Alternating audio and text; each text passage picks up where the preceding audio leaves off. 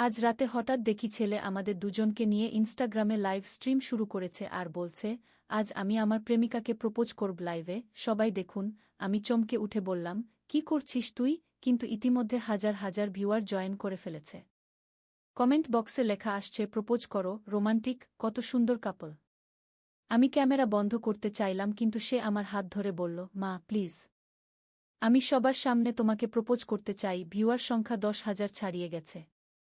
সে হাঁটু গেড়ে বসে বলল, মা আমি তোমাকে ভালোবাসি। তুমি আমাকে বিয়ে করবে? কমেন্টে সবাই লিখছে, বলো হ্যাঁ, কত রোমান্টিক। আমি কিছু বলতে পারছিলাম না লজ্জায়। সে আমার হাত নিয়ে একটা রিং পরিয়ে দিল। ভিউয়াররা হার্ট রিয়েক্ট দিতে লাগল। স্ক্রিন ভর্তি হয়ে গেল হার্ট দিয়ে।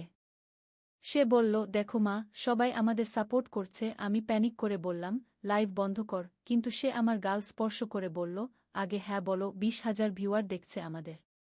সে আমার ঠোঁটের কাছে মুখ নিয়ে এসে বলল, মা পুরো দুনিয়া দেখছে। এখন তুমি আর না বলতে পারবে না, ফেরত দিয়ে দে। সে মাথা নেড়ে বলল, না, এটা আমাদের বিয়ের শাড়ি। আমার হাতে শাড়ির নরম স্পর্শ অনুভব করলাম। সে আমার কানে ফিসফিস করে বলল, মা আমি তোমাকে এই শাড়ি পরিয়ে বিয়ে করব। এই গল্পটি সম্পূর্ণ শুনলে আপনাদের পানি অটোমেটিক বের হয়ে যাবে, সো যত দ্রুত সম্ভব হাতের কাছে টিস্যু নিয়ে বসে পড়ো। বিছানার চাদর যেন নষ্ট না হয় সেটা সম্পূর্ণ খেয়াল রাখার অনুরোধ জানিয়ে গল্পটি এখন শুরু করব।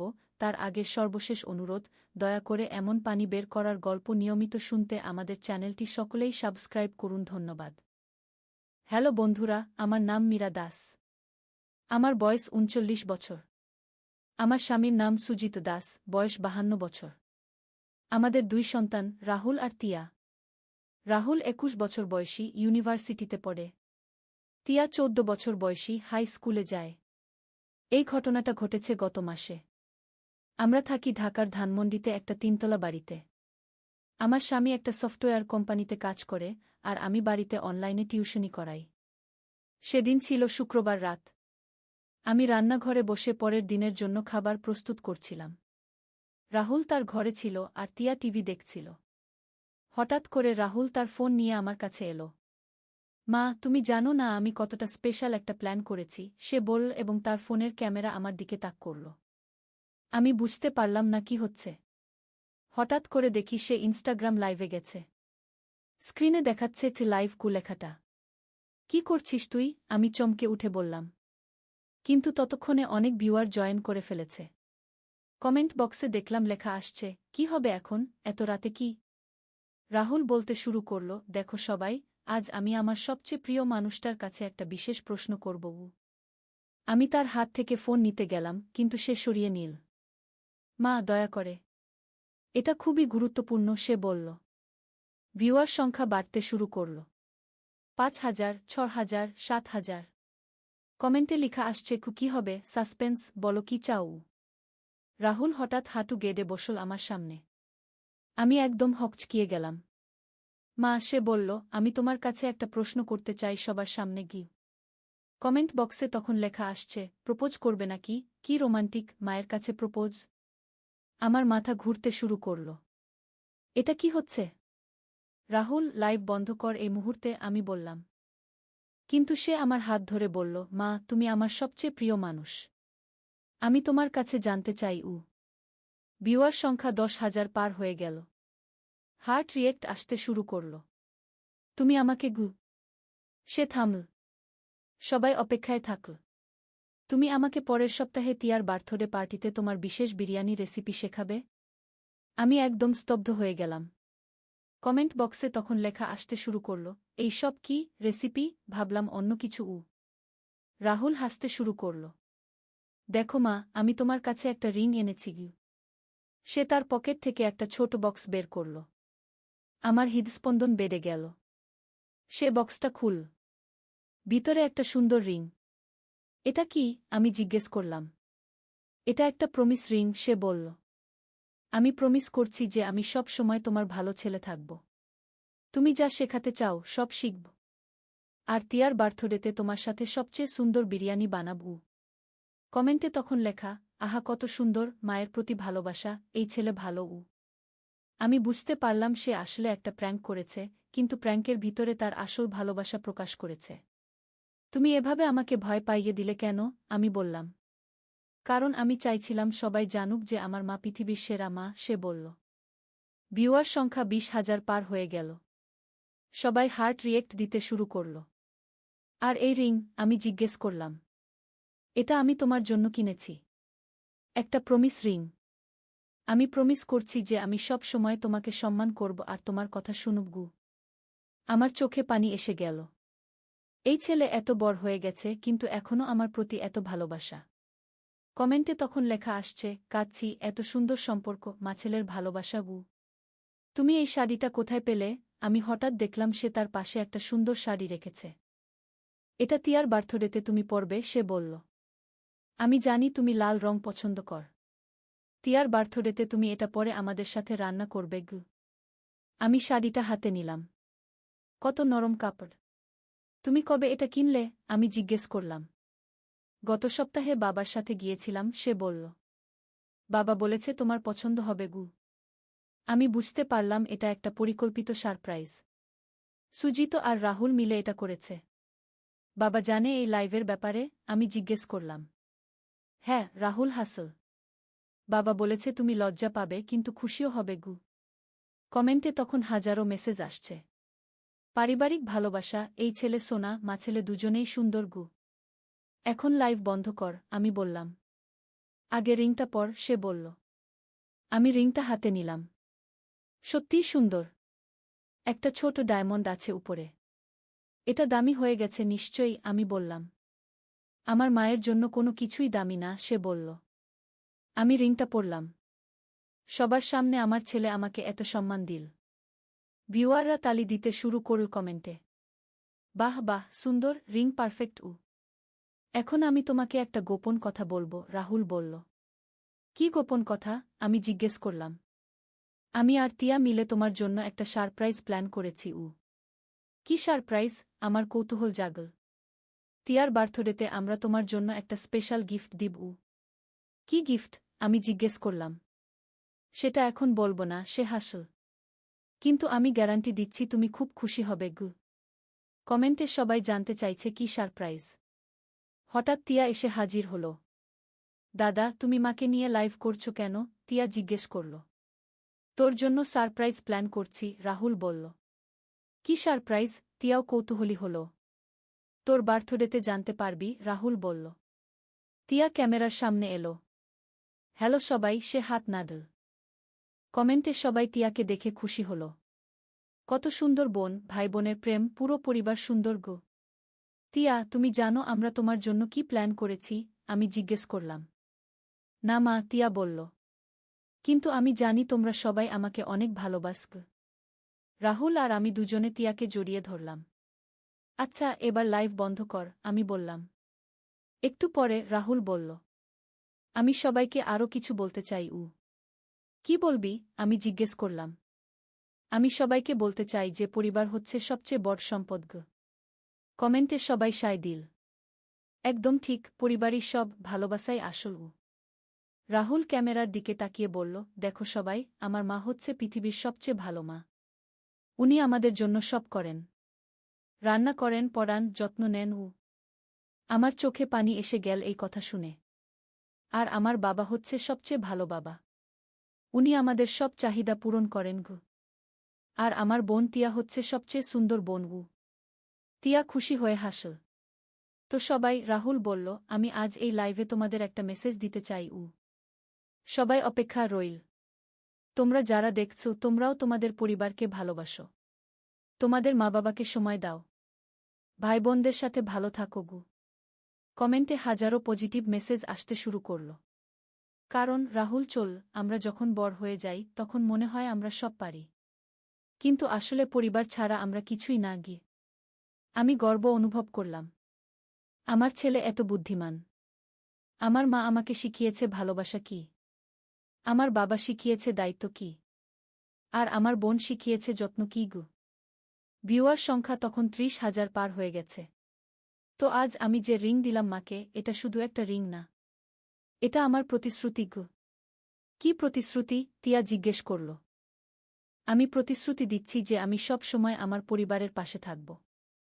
মা বাবার কথা শুনব। বোনের যত্ন নিবু। কমেন্টে সবাই বলছে গু গর্বিত, চমৎকার ছেলে, পরিবারের গর্ব উ। আর তিয়ার বার্থডেতে আমরা যে সারপ্রাইজ দেব সেটা হবে আমাদের পরিবারের ইতিহাস গু। মানে, আমি জিজ্ঞেস করলাম। মানে, আমি আর তিয়া মিলে আমাদের পরিবারের একটা ফটো অ্যালবাম বানিয়েছি। বাবার সাথে তোমার বিয়ের ছবি থেকে শুরু করে আমাদের জন্মের ছবি, প্রথম স্কুলে যাওয়ার ছবি, সব উ। আমার চোখ দিয়ে পানি পড়তে শুরু করল। আর আমরা প্রত্যেকটা ছবির সাথে একটা করে চিঠি লিখেছি। কেমন ছিল সেই সময়টা, কি মনে হয়েছিল উ? তিয়া বলল, মা, আমি তোমার জন্য একটা কবিতাও লিখেছি গিউ।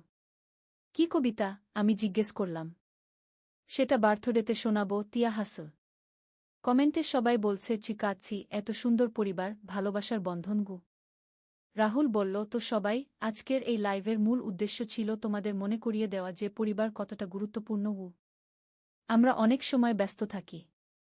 অনেক সময় মা বাবার সাথে ভালো করে কথা বলি না। ভাইবোনদের সাথে সময় কাটাই না গে। কিন্তু মনে রাখবে, এই মানুষগুলো আমাদের জীবনের সবচেয়ে বড় সম্পদ গো। আমি তখন বললাম, আমিও তোমাদের সবাইকে কিছু বলতে চাই উ। সবাই মনোযোগ দিল। আমার ছেলে আজ আমাকে যে ভালোবাসা দিয়েছে, এটা আমার জীবনের সবচেয়ে বড় উপহার উ।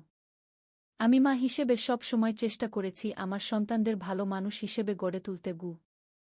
আর আজ দেখলাম আমি সফল হয়েছি গু। কমেন্টে তখন হাজারো খুব ভালোবাসা গি এমোজি আসতে শুরু করল। রাহুল আর তিয়া, তোমরা আমার গর্ব, আমি বললাম। তিয়া আমাকে জড়িয়ে ধরল। মা, আমি তোমাকে অনেক ভালোবাসি গু। রাহুলও আমাদের জড়িয়ে ধরল। আমরা সব সময় একসাথে থাকব উ। ভিউয়ার সংখ্যা তখন ৪৫,০০০। হঠাৎ সুজিত এসে হাজির হল। কি হচ্ছে এখানে? সে হাসতে হাসতে বলল। বাবা, রাহুল আর তিয়া দুজনে চিৎকার করল। তুমি জানতে এই লাইভের কথা? আমি জিজ্ঞেস করলাম। অবশ্যই, সুজিত হাসল। এটা আমাদের পরিকল্পনা ছিল উ। মানে, তুমিও এতে জড়িত? আমি অবাক হলাম। হ্যাঁ, সুজিত বলল। রাহুল যখন বলল সে তোমার জন্য কিছু করতে চায়, আমি তাকে সাহায্য করেছি উ।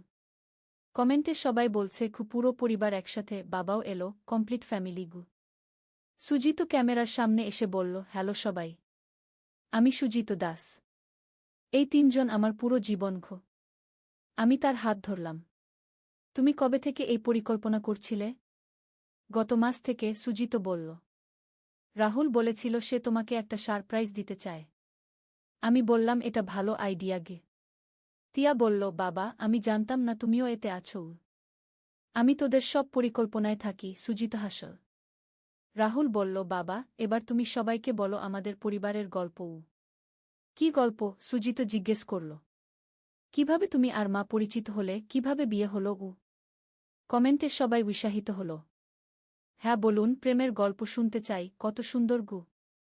সুজিত আর আমি দুজনে তাকালাম একে অপরের দিকে। এটা একটা লম্বা গল্প, সুজিত বলল। সংক্ষেপে বলুন, রাহুল বলল। সুজিত শুরু করল, আমি আর তোমার মা পরিচিত হয়েছিলাম আমাদের কলেজে গু। কোন কলেজে? তিয়া জিজ্ঞেস করল। ঢাকা ইউনিভার্সিটিতে। আমি কম্পিউটার সায়েন্সে পড়তাম, তোমার মা পড়ত বাংলায় উ। আমি হাসলাম। সেই পুরনো কথা বলবে নাকি? কেন, খারাপ কিছু তো না, সুজিত হাসল। কমেন্টে সবাই আগ্রহী হল।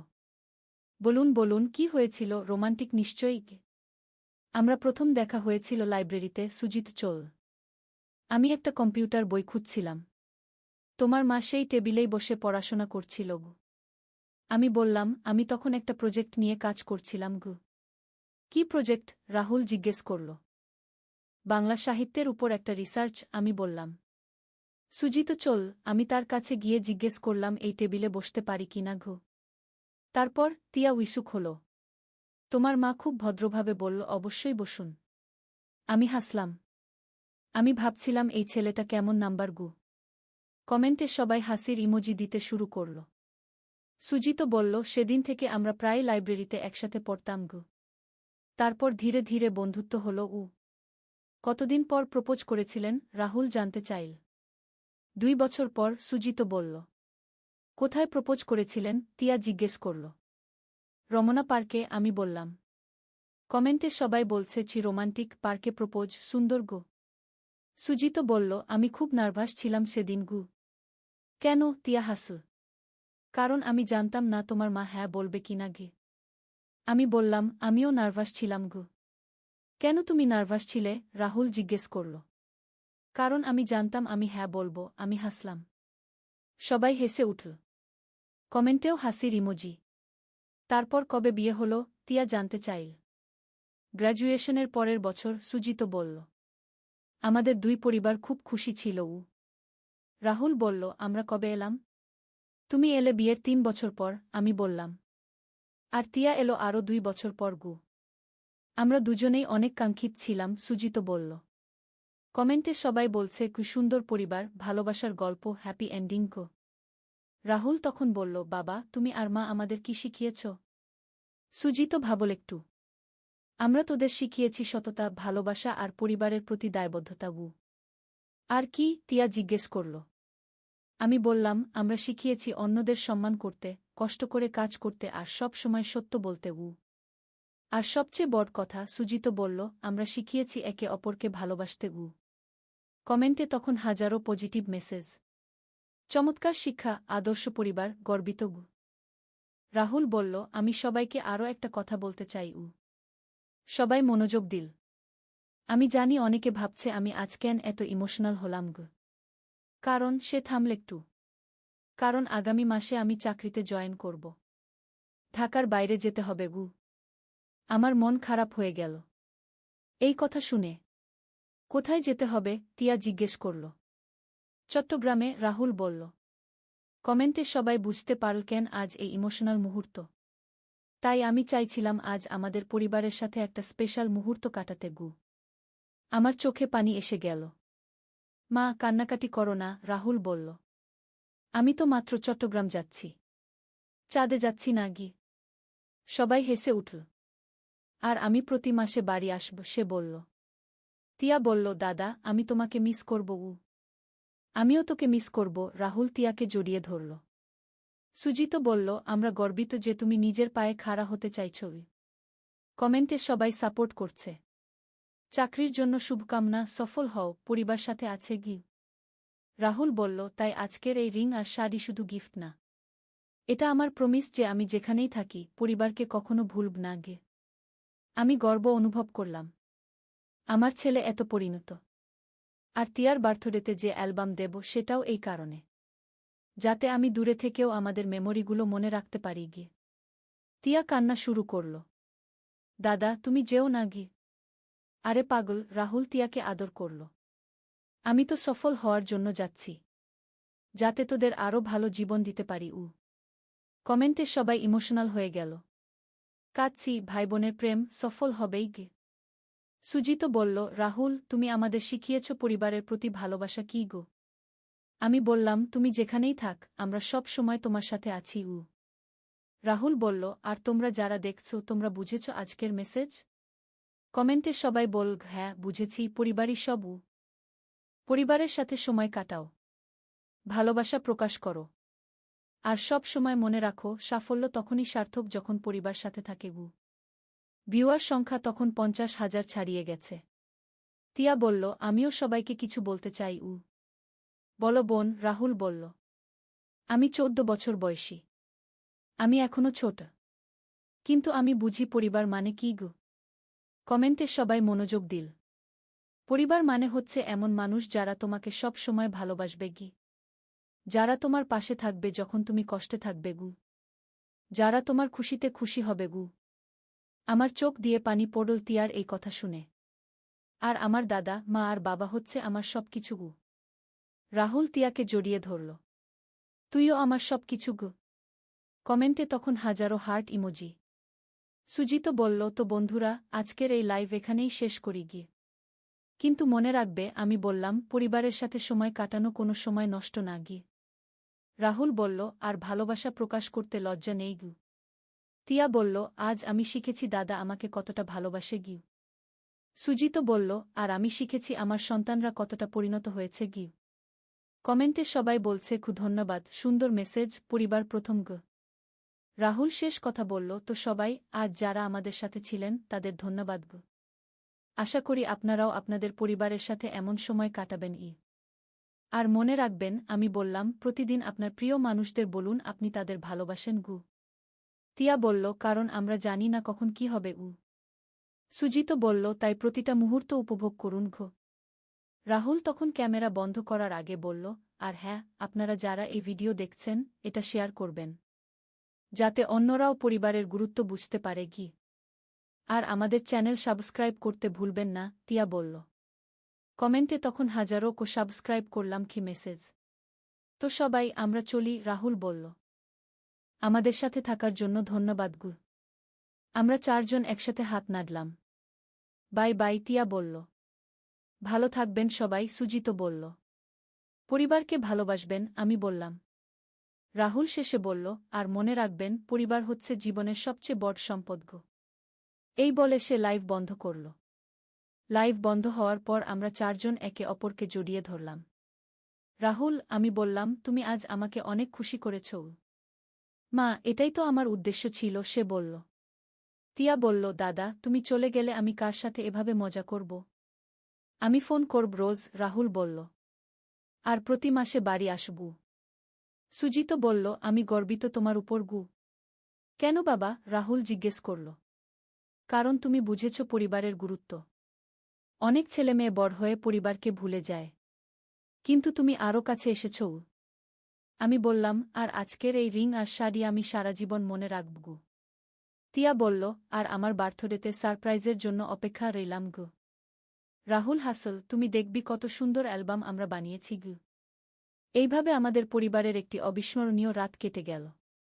আজকের এই ঘটনা আমাদের আরও কাছে নিয়ে এসেছে। রাহুল হয়তো চট্টগ্রাম চলে যাবে, কিন্তু আমাদের হৃদয়ে সে সব সময় থাকবে। পরদিন সকালে দেখি রাহুলের সেই লাইভ ভিডিও ভাইরাল হয়ে গেছে। লাখো মানুষ দেখেছে। কমেন্টে সবাই আমাদের পরিবারের প্রশংসা করেছে। অনেকে বলেছে আমাদের দেখে তারা অনুপ্রাণিত হয়েছে। এক সপ্তাহ পর তিয়ার বার্থডে। সত্যিই রাহুল আর তিয়া মিলে একটা চমৎকার অ্যালবাম বানিয়েছে। প্রতিটি ছবির সাথে আমাদের স্মৃতি। আমি সেই লাল শাড়ি পরে তিয়ার বার্থডে সেলিব্রেশন করলাম। আর রাহুল দেওয়া রিং পরে রইলাম। তিয়ার বার্থডেতে সে যে কবিতা পড়ল, সেটা ছিল আমাদের পরিবারের উপর। কত সুন্দর লিখেছে! আমার চোখে পানি এসে গেল। রাহুল যাওয়ার আগের রাতে আমাদের সবার সাথে বসল। মা, সে বলল, আমি চট্টগ্রাম গিয়েও তোমাদের কাছাকাছি থাকব গু। কিভাবে? আমি জিজ্ঞেস করলাম। আমি প্রতিদিন ফোন করব, ভিডিও কল করব, আর যখনই সুযোগ পাব বাড়ি চলে আসব। তিয়া বলল, আর আমি তোমাকে রোজ মেসেজ করব। আমিও, সে হাসল। সুজিত বলল, পরিবার হচ্ছে এমন বন্ধন যেটা দূরত্ব কেটে দিতে পারে না গি। আমি বুঝলাম, সত্যিই আমাদের পরিবার খুব শক্তিশালী। আমরা একে অপরকে কতটা ভালোবাসি। রাহুল চলে যাওয়ার দিন আমরা সবাই স্টেশনে গেলাম। বিদায়ের সময় আমাদের সবার চোখে পানি। মা, রাহুল আমাকে জড়িয়ে ধরে বলল, তুমি আমার হিরো গু। তুমিও আমার গর্ব, আমি বললাম। তিয়াকে বলল, তুই ভালো থাকিস, পড়াশোনায় মনোযোগ দিস। সুজিতকে বলল, বাবা, পরিবারের যত্ন নিও। ট্রেন ছাড়ার সময় আমরা সবাই হাত নাড়লাম। রাহুল জানালা দিয়ে হাত নাড়তে থাকল যতক্ষণ না ট্রেন চোখের আড়াল হল। এখন রাহুল চট্টগ্রামে কাজ করে। প্রতিদিন ফোন করে। সপ্তাহান্তে ভিডিও কল করি। মাসে একবার বাড়ি আসে। আমাদের পরিবারের বন্ধন আরও মজবুত হয়েছে। সেদিনের সেই লাইভের কারণে আমরা অনেক বিখ্যাত হয়েছি। অনেক মানুষ আমাদের চেনে। কিন্তু সবচেয়ে বড় পাওয়া হচ্ছে আমরা বুঝেছি পরিবারের গুরুত্ব। আজও যখন সেই রিং দেখি আর লাল শাড়ি দেখি, মনে পড়ে যায় সেই রাতের কথা। কিভাবে রাহুল আমাদের সবাইকে অবাক করে দিয়েছিল। কিভাবে সে প্রকাশ করেছিল তার ভালোবাসা। এই গল্প শুনে হয়তো অনেকে ভাববে এটা সাধারণ ঘটনা। কিন্তু আমার কাছে এটা জীবনের সবচেয়ে মূল্যবান মুহূর্ত। কারণ এই মুহূর্তে আমি বুঝেছিলাম আমার সন্তান কতটা ভালোবাসে আমাদের। পরিবার হচ্ছে এমন একটা জিনিস যেটার কোনো বিকল্প নেই। টাকা পয়সা, নামাইশ, সব কিছুর চেয়ে বড় হচ্ছে পরিবারের ভালোবাসা। তাই যারা এই গল্প শুনছেন, তারা আজই আপনাদের পরিবারের কাছে গিয়ে বলুন আপনি তাদের কতটা ভালোবাসেন। কারণ জীবন অনিশ্চিত। কখন কি হয় কেউ জানে না। আমার গল্প এখানেই শেষ। আশা করি এই গল্প আপনাদের অনুপ্রাণিত করেছে। পরিবারকে ভালোবাসুন, সময় দিন, যত্ন নিন। কারণ শেষ পর্যন্ত পরিবারই থাকে পাশে। তাওবার পথে। একটি সম্পূর্ণ ইসলামিক উপন্যাস। প্রথম পর্ব, শৈশব ও যৌবনের সূচনা। বর্ণনাকারী, ঢাকার পুরাতন অংশে লালবাগের একটি ছোট্ট গলিতে আব্দুল্লাহ মিয়ার বাড়ি। তিনি একজন সৎ ব্যবসায়ী, কাপড়ের দোকান আছে তার। স্ত্রী আয়েশা খুবই ধার্মিক মহিলা। তাদের 2 সন্তান, বড় ছেলে ইউসুফ আর মেয়ে ফাতিমা। ইউসুফ যখন 10 বছর বয়সে তখন সে খুবই ভালো ছেলে ছিল। প্রতিদিন ফজরের নামাজ পড়ত, মাদ্রাসায় যেত কোরআন শরীফ পড়তে। কিন্তু বয়স বাড়ার সাথে সাথে খারাপ সঙ্গের কারণে তার মধ্যে পরিবর্তন আসতে শুরু করল। আব্দুল্লাহ, ইউসুফ, তুমি আজকাল নামাজ পড়ছ না কেন? ফজরের সময় তোমাকে ডাকলেও উঠো না। ইউসুফ, আব্বা, আমি খুব ক্লান্ত থাকি। রাতে পড়াশোনা করি বলে। আয়েশা, কিন্তু বেটা, নামাজ তো আমাদের জীবনের সবচেয়ে গুরুত্বপূর্ণ বিষয়। আল্লাহ তায়ালা বলেছেন নামাজ প্রতিষ্ঠা করব। ইউসুফ, আম্মা, আমি জানি। কিন্তু এখনকার যুগে সবকিছু আগের মতো নেই। আমার বন্ধুরাও এসব নিয়ে খুব একটা ভাবে না। বর্ণনাকারী, আব্দুল্লাহ আর আয়েশার মন খারাপ হয়ে গেল। তারা বুঝতে পারছিলেন যে তাদের ছেলে ভুল পথে যাচ্ছে। কিন্তু কিভাবে তাকে বোঝাবেন তা তারা বুঝতে পারছিলেন না। ইউসুফ এখন কলেজে পড়ে। সেখানে তার সাথে হাসান নামে এক বন্ধুর খুব ভাব হয়েছে। হাসান ধার্মিক পরিবারের ছেলে হলেও সে ধর্মের ব্যাপারে উদাসীন। বরং সে নানা রকম খারাপ কাজে জড়িত। হাসান, ইউসুফ, আজ রাতে আমাদের সাথে আয়। একটা পার্টি আছে। অনেক মজা হবে। ইউসুফ, কী রকম পার্টি? হাসান, আরে বন্ধুদের সাথে গানবাজনা, আড্ডা। জীবনটা একটু এনজয় করতে হবে তো। সবসময় তো আর নামাজ কালাম নিয়ে থাকা যায় না। ইউসুফ, কিন্তু আমার বাবা মা। হাসান, তোর বাবা মা কি বলবে? তুই তো আর ছোট বাচ্চা নেই। নিজের জীবনের সিদ্ধান্ত নিজেকেই নিতে হবে। বর্ণনাকারী, ইউসুফের মনে দ্বন্দ্ব চলতে থাকল। একদিকে তার বিবেক তাকে বলছে এটা ঠিক নয়, অন্যদিকে বন্ধুর চাপ আর যুবক বয়সের আবেগ তাকে টানছে অন্যদিকে। সেদিন রাতে ইউসুফ বাবা মাকে মিথ্যা বলে বাইরে গেল। বল যে লাইব্রেরিতে পড়তে যাচ্ছে। কিন্তু গেল হাসানের সাথে সেই পার্টিতে। পার্টিতে গিয়ে দেখল সেখানে অনেক ছেলে মেয়ে আছে। গানবাজনা চলছে, কেউ কেউ ধূমপান করছে। ইউসুফের মন খুব অস্বস্তি হচ্ছিল। ইউসুফ, হাসান, আমার ভালো লাগছে না। আমি বাড়ি যাব। হাসান, কি হয়েছে? এই প্রথম এসেছিস, একটু সময় দে। অভ্যস্ত হয়ে যাবি। বর্ণনাকারী, ইউসুফ সেদিন খুব অস্বস্তিতে কাটাল। বাড়ি ফিরে এসে দেখল তার মা দরজায় অপেক্ষা করছেন। আয়েশা, এত রাত হলো কেন বেটা? লাইব্রেরি তো 8টায় বন্ধ হয়ে যায়। ইউসুফ, আম্মা, বন্ধুদের সাথে একটু আড্ডা দিয়েছিলাম। আয়েশা, কোনো বন্ধুদের সাথে? তুমি কি আমাদের সাথে মিথ্যা বলছ? ইউসুফ, না আম্মা, মিথ্যা বলছি না। আচ্ছা, আমি ঘুমাতে যাই। বর্ণনাকারী, আয়েশা বুঝতে পারলেন যে তার ছেলে মিথ্যা বলছে। তার চোখে পানি এসে গেল। সারারাত তিনি আল্লাহর কাছে দোয়া করলেন তার ছেলের হেদায়েতের জন্য। দ্বিতীয় পর্ব, পতনের শুরু। বর্ণনাকারী, দিন যেতে থাকল। ইউসুফ হাসানের সাথে আরও বেশি সময় কাটাতে শুরু করল। নামাজ কালাম একদম ছেড়েই দিল। বাবা মার সাথে মিথ্যা বলা এখন তার অভ্যাস হয়ে গেছে। একদিন ফাতিমা তার ভাইয়ের কাছে এল। ফাতিমা, ভাইজা, তুমি এখন কেমন হয়ে গেছ?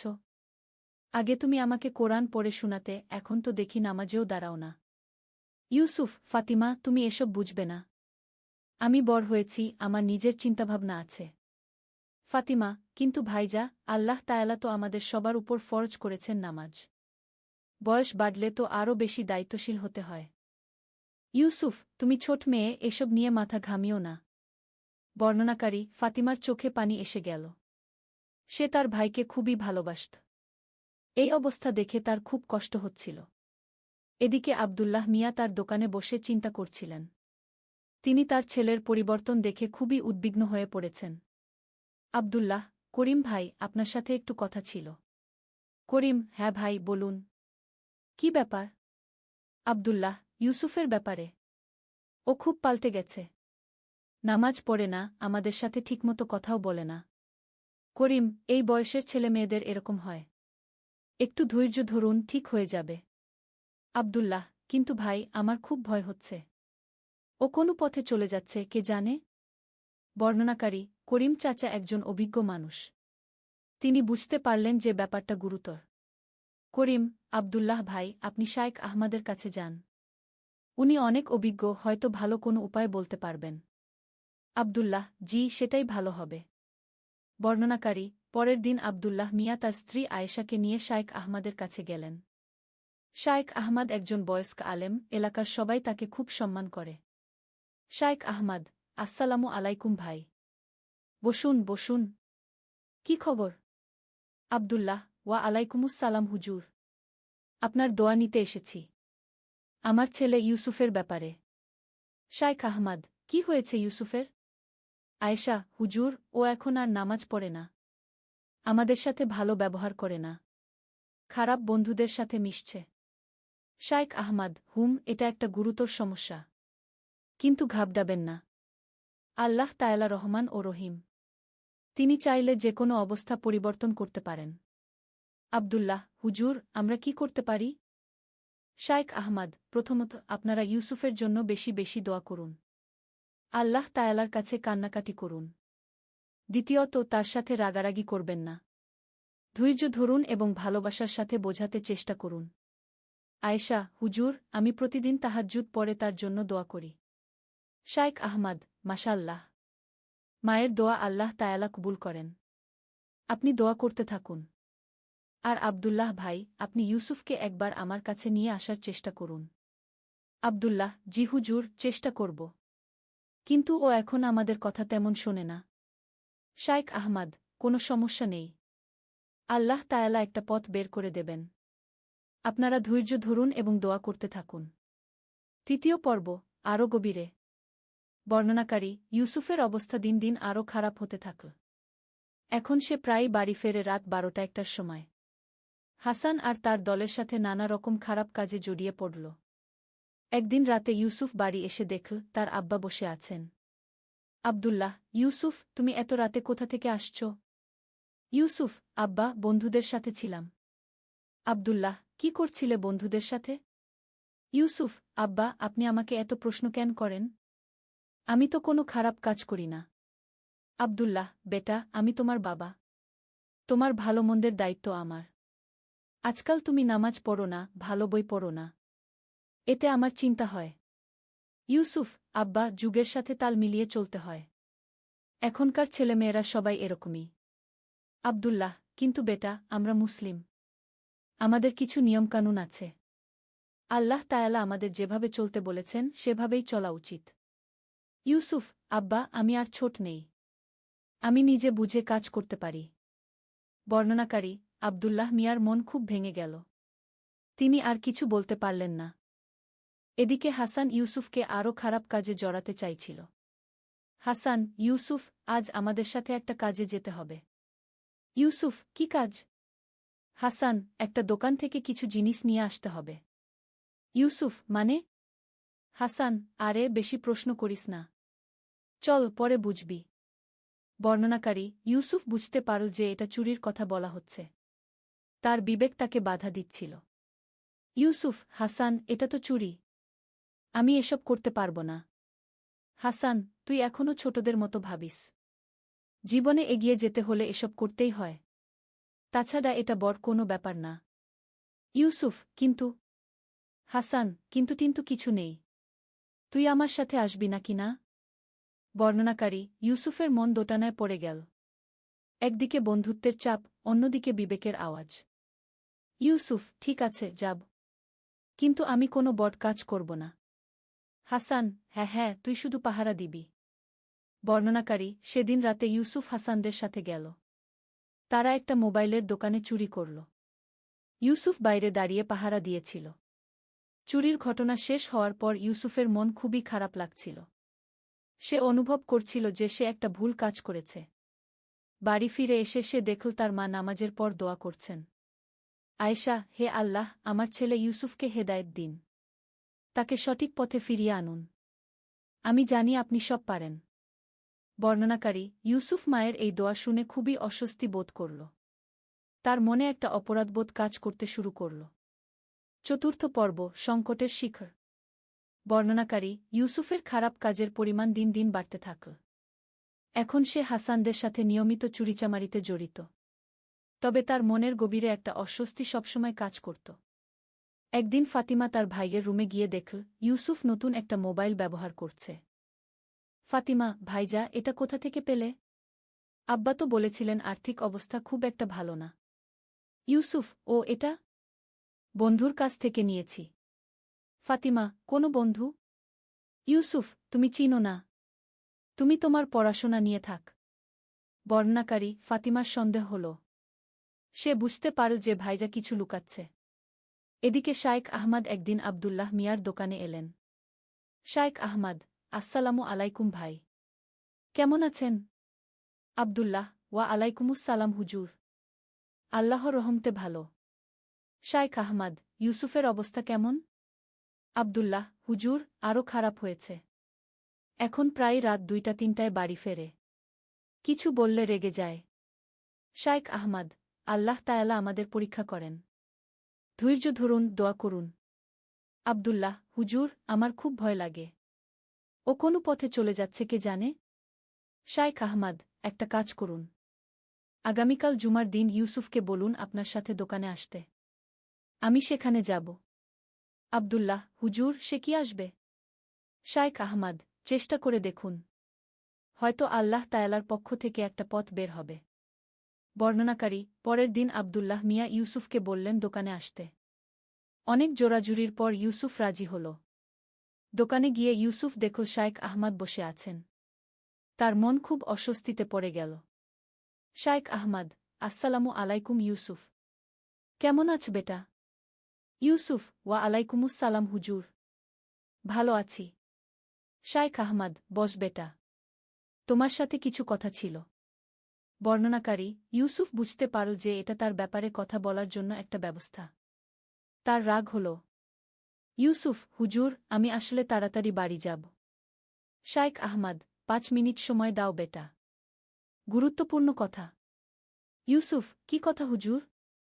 শায়েখ আহমদ, বেটা, জীবনে কখনো কখনো আমরা ভুল পথে চলে যাই। কিন্তু আল্লাহ তাআলা আমাদের সুযোগ দেন ফিরে আসার।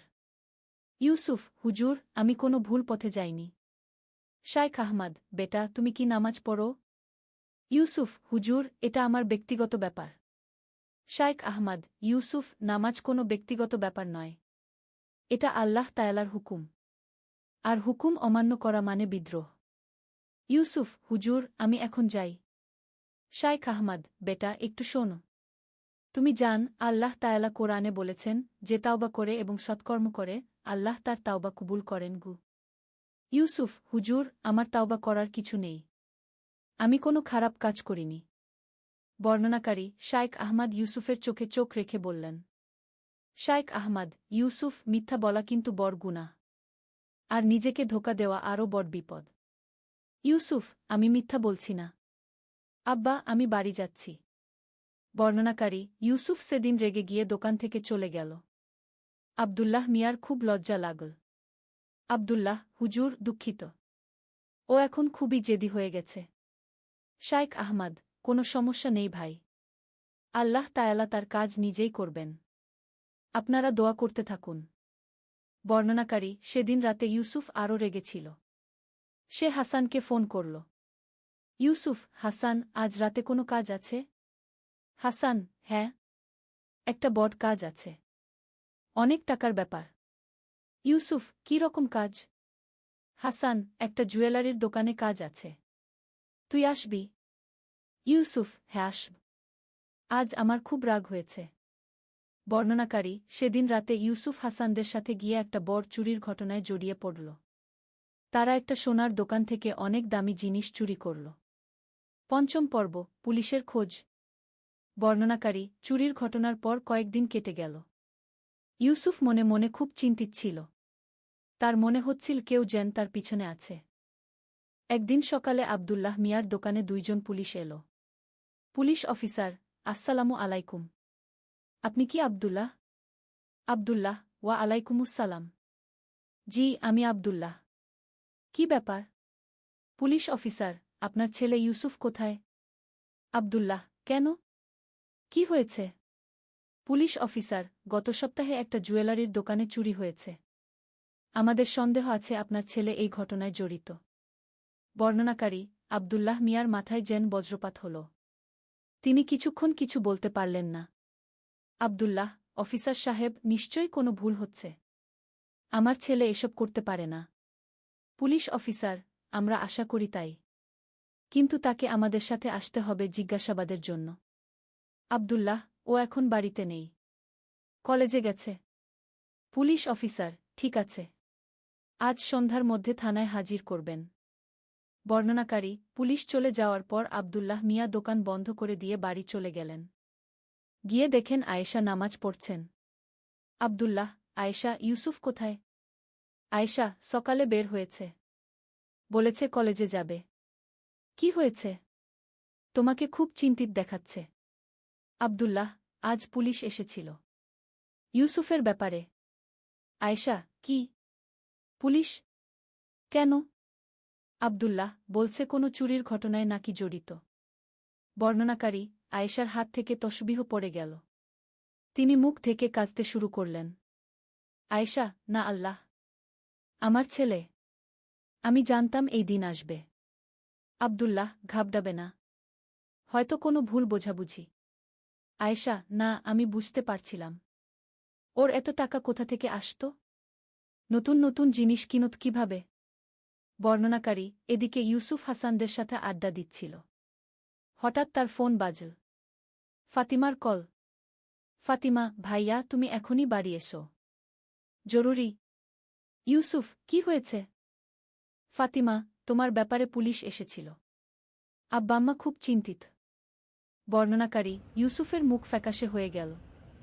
সে বুঝতে পারল যে সব ফাঁস হয়ে গেছে। ইউসুফ, হাসান, আমাকে এখনই যেতে হবে। হাসান, কি হয়েছে? ইউসুফ, পুলিশ আমার খোঁজ করছে। হাসান, কি? তাহলে তো আমাদের সবার বিপদ।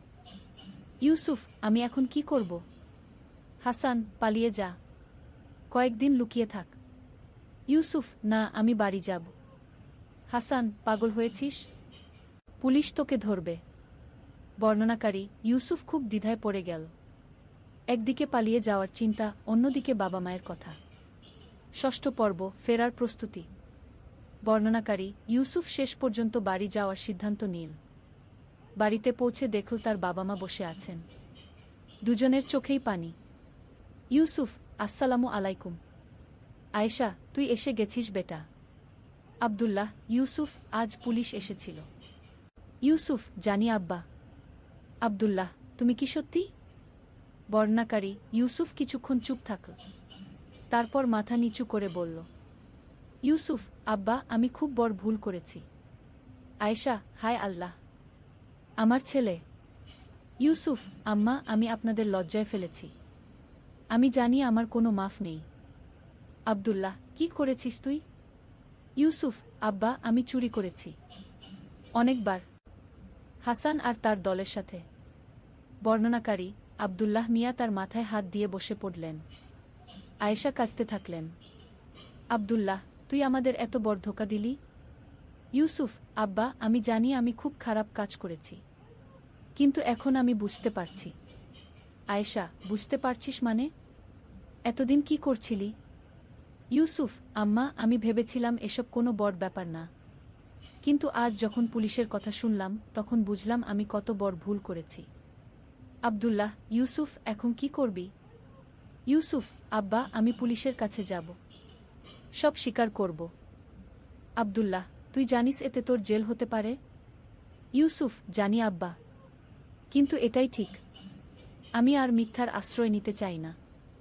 বর্ণনাকারী, আয়েশা তার ছেলের কাছে এসে তার মাথায় হাত রাখলেন। আয়েশা, বেটা, তুই যদি সত্যি মন থেকে তাওবা কর, আল্লাহ তাআলা তোকে মাফ করে দেবেন। ইউসুফ, আম্মা, আমি তাওবা করতে চাই।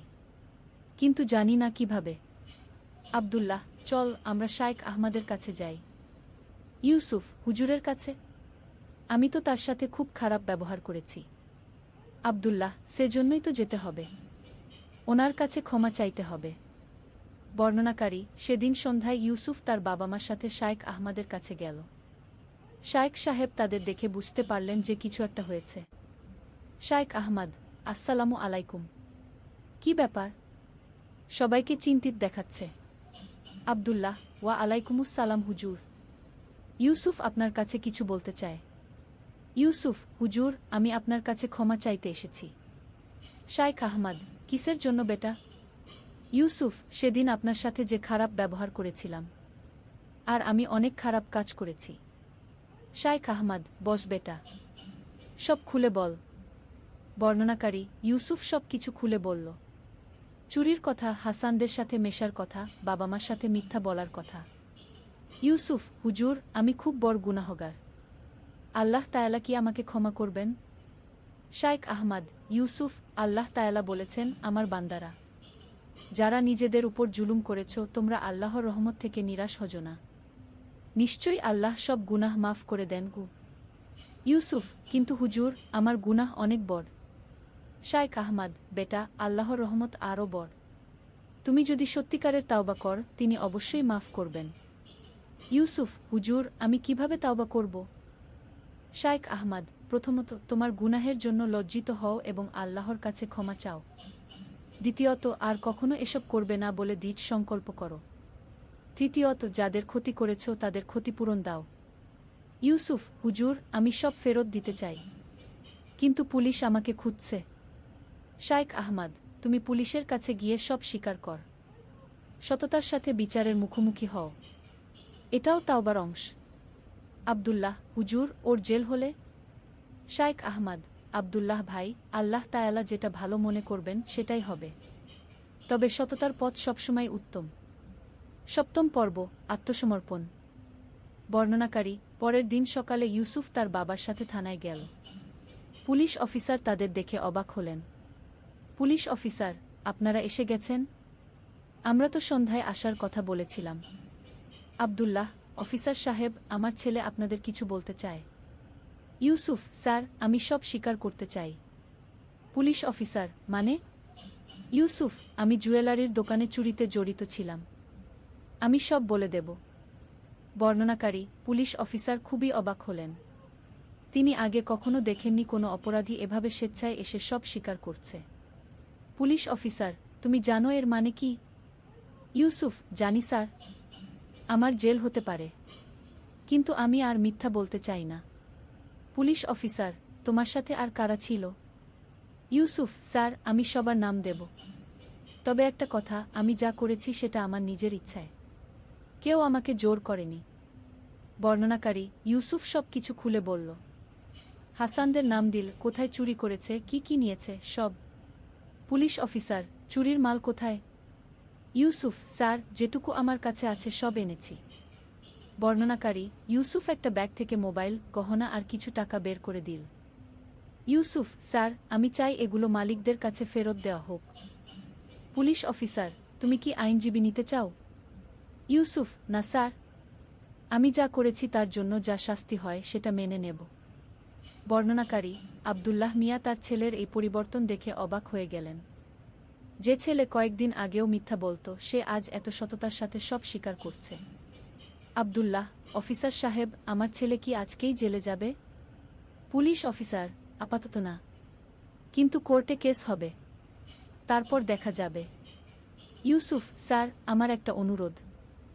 আমার বাবা মা খুবই ভালো মানুষ।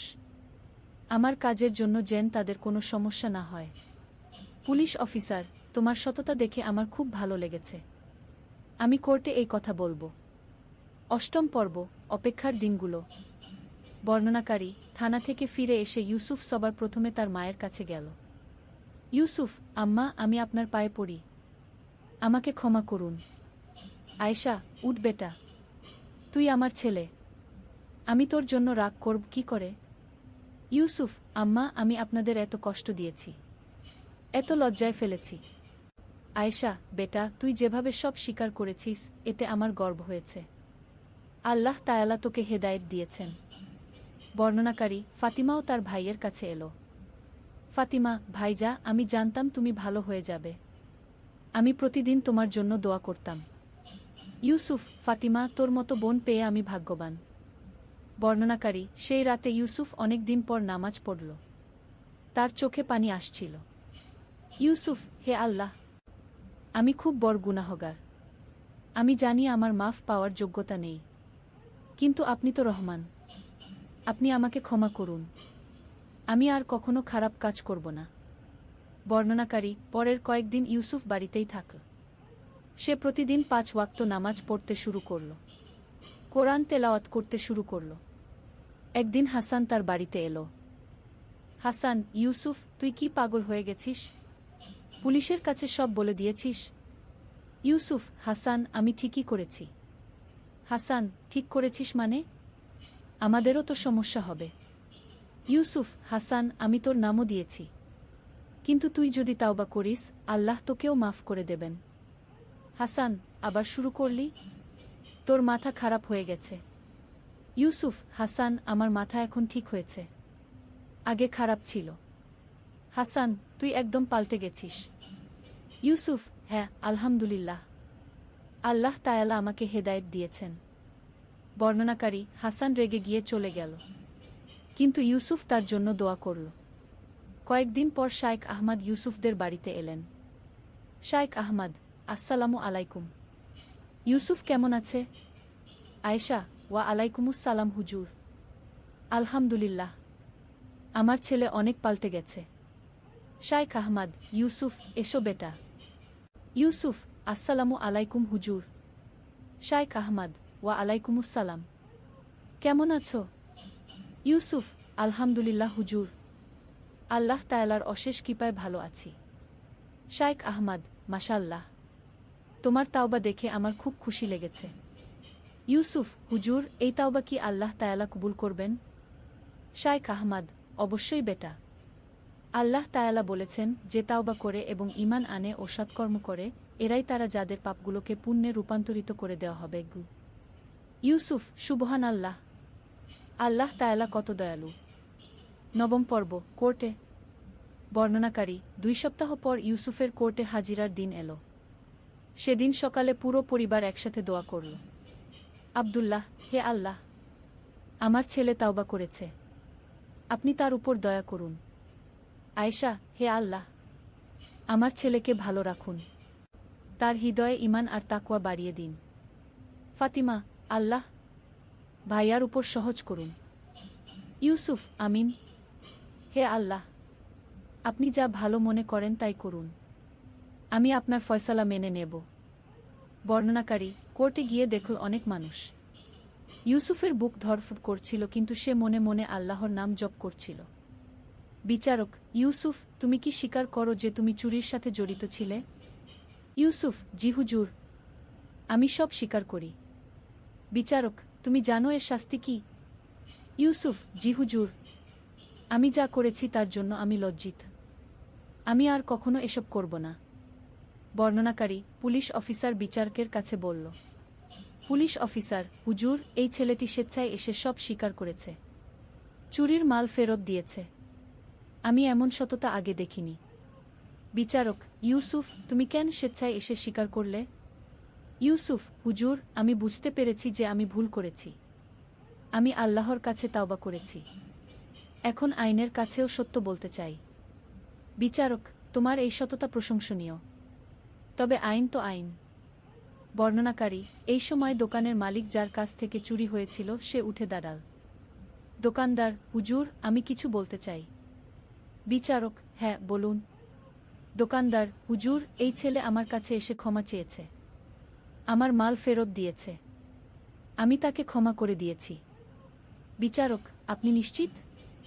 দোকানদার, জি হুজুর।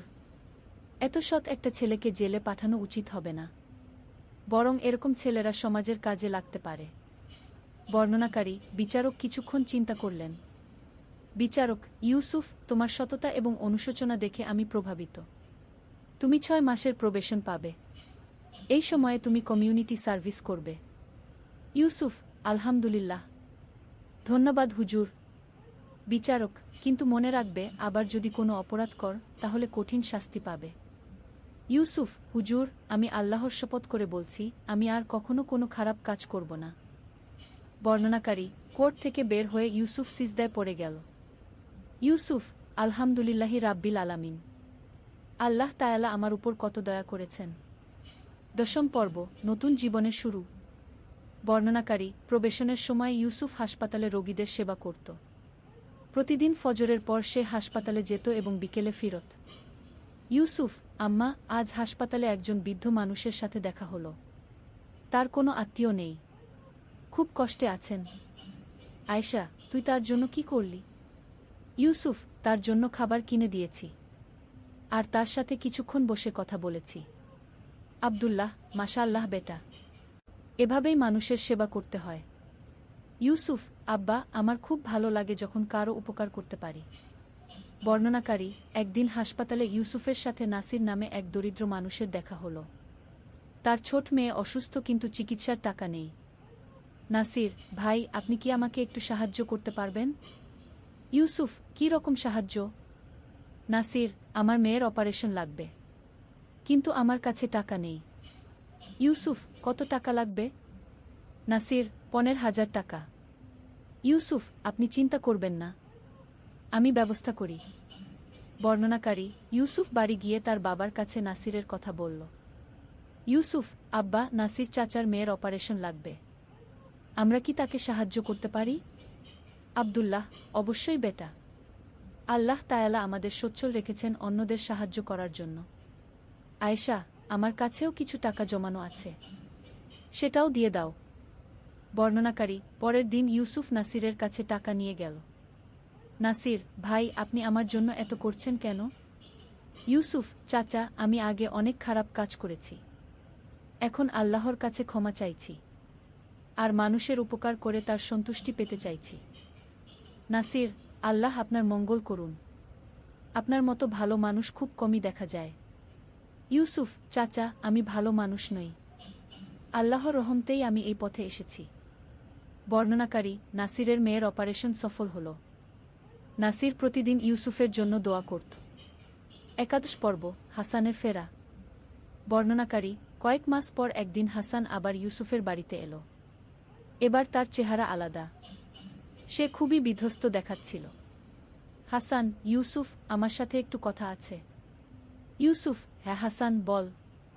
হাসান, ইউসুফ, তুই ঠিকই করেছিলি। ইউসুফ, কি বলছিস? হাসান, পুলিশের কাছে সব স্বীকার করে। আমি সেদিন তোর উপর রেগে গিয়েছিলাম, কিন্তু এখন বুঝতে পারছি। ইউসুফ, কি হয়েছে তোর? হাসান, ইউসুফ, আমার জীবনে শান্তি নেই, রাত্রে ঘুম আসে না, সবসময় ভয় লেগে থাকে।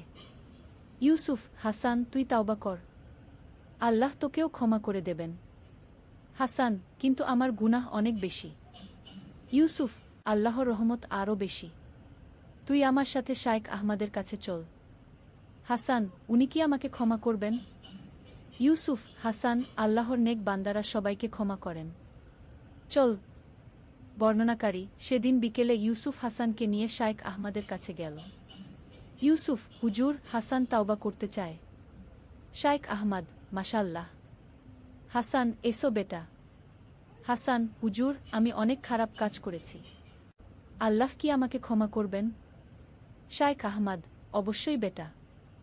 আল্লাহ তায়ালা বলেছেন, যারা কুফরি করেছে তারা যদি তাওবা করে এবং ঈমান আনে, তাহলে আমি তাদের পূর্বের সব গুনাহ মাফ করে দেবগু। হাসান, হুজুর, আমি সত্যিই তাওবা করতে চাই।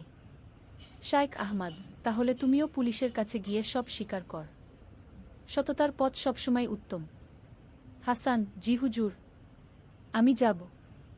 বর্ণনাকারী, পরের দিন হাসানও পুলিশের কাছে গিয়ে সব স্বীকার করল, তাকেও প্রবেশন দেওয়া হল।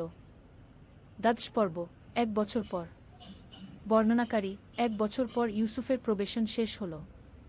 এই 1 বছরে সে সম্পূর্ণ পাল্টে গেছে। এখন সে একটি এনজিওতে কাজ করে দরিদ্র মানুষদের সেবায়। ইউসুফ, আব্বা, আজ আমাদের এনজিও একটি অনাথ আশ্রম খুলছে। আব্দুল্লাহ, মাশাআল্লাহ বেটা, তুই খুব ভালো কাজ করছিস। ইউসুফ, আব্বা, আমি চাই আমার বাকি জীবনটা মানুষের সেবায় কাটাতে। আয়েশা, আল্লাহ তোকে আরও নেক কাজের তৌফিক দিন। বর্ণনাকারী, শায়েখ আহমদ একদিন ইউসুফদের বাড়িতে এলেন। শায়েখ আহমদ, ইউসুফ, তোমার পরিবর্তন দেখে আমার খুব খুশি লেগেছে। ইউসুফ, হুজুর, এই পরিবর্তন আল্লাহর রহমতে আর আপনার দোয়ায়। শায়েখ আহমদ, তুমি এখন অন্য ছেলে মেয়েদের জন্য একটা উদাহরণ। ইউসুফ, হুজুর, আমি চাই যারা ভুল পথে চলে গেছে তারা যেন আমার গল্প শুনে ফিরে আসে। শায়েখ আহমদ, ইনশাআল্লাহ। তুমি মসজিদে এসে যুবকদের সাথে কথা বলতে পার। বর্ণনাকারী ইউসুফ নিয়মিত মসজিদে গিয়ে যুবকদের তার অভিজ্ঞতা শেয়ার করত। অনেকেই তার কথা শুনে অনুপ্রাণিত হতো। একদিন একজন তরুণ ইউসুফের কাছে এলো। তরুণ ভাই, আমিও আপনার মতো ভুল পথে চলে গিয়েছিলাম। আপনার গল্প শুনে আমি তাওবা করেছি। ইউসুফ আলহামদুলিল্লাহ, আল্লাহ তোমাকে সঠিক পথে রাখুন। তরুণ ভাই, এখন আমি কি করব? ইউসুফ প্রথমে নিয়মিত নামাজ পড়, কোরআন পড়, তারপর মানুষের সেবা কর। আল্লাহ তোমাকে সাহায্য করবেন। ত্রয়োদশ পর্ব, বিয়ে ও নতুন সংসার। বর্ণনাকারী 2 বছর পর ইউসুফের বিয়ে হল। তার স্ত্রী জয়নব একজন খুব ভালো এবং ধার্মিক মেয়ে। জয়নব ইউসুফ, তুমি তোমার অতীতের কথা লুকাওনি, এতে আমার খুব ভালো লেগেছে। ইউসুফ জয়নব, আমি চাই আমাদের মধ্যে কোনো গোপনীয়তা না থাকুক। জয়নব আল্লাহ তোমাকে হেদায়েত দিয়েছেন। আমি চাই আমরা একসাথে নেক কাজ করি। ইউসুফ ইনশাআল্লাহ, আমরা আমাদের ঘরকে দিনের একটা কেন্দ্র বানাব। বর্ণনাকারী বিয়ের পর ইউসুফ ও জয়নব একসাথে অনেক ভালো কাজ করতে শুরু করল। তারা দরিদ্রদের সাহায্য করত, অনাথদের দেখাশোনা করত। একদিন আয়েশা তার ছেলের কাছে এলো। আয়েশা বেটা, তোর এই পরিবর্তন দেখে আমার মনে হয় আমার দোয়া কবুল হয়েছে। ইউসুফ আম্মা, আপনার দোয়াতেই আমি আজ এখানে। আয়েশা আল্লাহ তোমাদের দুজনকে খুশি রাখুন। জয়নব আম্মা, আমরা চাই আমাদের সন্তানদের দিনের সাথে বড় করতে। আয়েশা ইনশাআল্লাহ, তোমরা ভালো বাবা মা হবে। চতুর্দশ পর্ব, নতুন প্রজন্ম। বর্ণনাকারী কয়েক বছর পর ইউসুফ ও জয়নবের একটি ছেলে হল। তারা তার নাম রাখল মুহাম্মদ। ইউসুফ জয়নব, আমি চাই আমাদের ছেলে যেন আমার মতো ভুল পথে না যায়। জয়নব ইনশাআল্লাহ, আমরা তাকে ছোটবেলা থেকেই দিনের সাথে পরিচয় করাব। ইউসুফ আমি চাই ও যেন আমার অতীতের কথা জানুক, যাতে সেই ভুল না করে। বর্ণনাকারী শাইখ আহমদ এসে নাতিকে দেখে গেলেন। শাইখ আহমদ মাশাআল্লাহ, আল্লাহ এই শিশুকে নেককার বান্দা বানান। ইউসুফ হুজুর, দোয়া করুন যেন আমি একজন ভালো বাবা হতে পারি। শাইখ আহমদ তুমি ভালো বাবা হবে ইনশাআল্লাহ, কারণ তুমি জান ভুল পথের কষ্ট কি। বর্ণনাকারী ইউসুফ এখন একটি ইসলামিক স্কুল প্রতিষ্ঠা করেছে। সেখানে সে বিনামূল্যে দরিদ্র ছেলে মেয়েদের পড়ায়। একদিন একজন মা তার কাছে এলো। মা, উস্তাদ, আমার ছেলেও আপনার মতো ভুল পথে চলে গেছে। আমি কি করব? ইউসুফ আপা, আপনি ধৈর্য রাখুন এবং তার জন্য দোয়া করুন। আল্লাহর রহমত অসীম। মা, কিন্তু সে আমাদের কথা শোনে না। ইউসুফ আমিও আমার বাবা মার কথা শুনতাম না, কিন্তু তাদের দোয়া আর ভালোবাসা আমাকে ফিরিয়ে এনেছে। মা, আপনি কি তার সাথে একবার কথা বলতে পারবেন? ইউসুফ অবশ্যই, তাকে নিয়ে আসুন। পঞ্চদশ পর্ব, চক্র সম্পূর্ণ হওয়া। বর্ণনাকারী 10 বছর পর ইউসুফ এখন একজন সম্মানিত ব্যক্তি। তার স্কুলে শত শত ছেলে মেয়ে পড়ে। সে নিয়মিত বিভিন্ন জায়গায় বক্তব্য দেয় তাওবা ও পরিবর্তনের উপর। একদিন আব্দুল্লাহ মিয়া তার ছেলের কাছে এলো। আব্দুল্লাহ বেটা, তুই আজ যা হয়েছিস তা দেখে আমার মনে হয় আল্লাহ তোর উপর বিশেষ রহমত করেছেন। ইউসুফ আব্বা, আমার এই পরিবর্তন কিন্তু হঠাৎ হয়নি। এটা ছিল আপনাদের দোয়া, আপনাদের ধৈর্য আর আল্লাহর অসীম রহমতের ফল। আব্দুল্লাহ বেটা, আমি কখনো তোর প্রতি আশা হারাইনি। ইউসুফ আব্বা, সেজন্যই তো আজ আমি এখানে। বর্ণনাকারী সেদিন ইউসুফ তার পুরানো এলাকায় গেল। দেখল অনেক পরিবর্তন হয়েছে। তার পুরানো বন্ধুদের অনেকেই এখন ভালো পথে। হঠাৎ তার দেখা হলো সেই দোকানদারের সাথে যার দোকানে সে চুরি করেছিল। দোকানদার ইউসুফ সুবহানাল্লাহ, তুমি এত বদলে গেছ। ইউসুফ চাচা আলহামদুলিল্লাহ, আপনি আমাকে ক্ষমা করেছিলেন, সেজন্য আল্লাহ আমাকে ক্ষমা করেছেন। দোকানদার বেটা, তোর মতো ছেলে দেখে আমার ঈমান বেড়ে যায়। আল্লাহর কুদরত। একদিন আলী সাহেব সোহেলের অফিসে এলেন। সোহেল তাকে দেখে অবাক হয়ে গেল।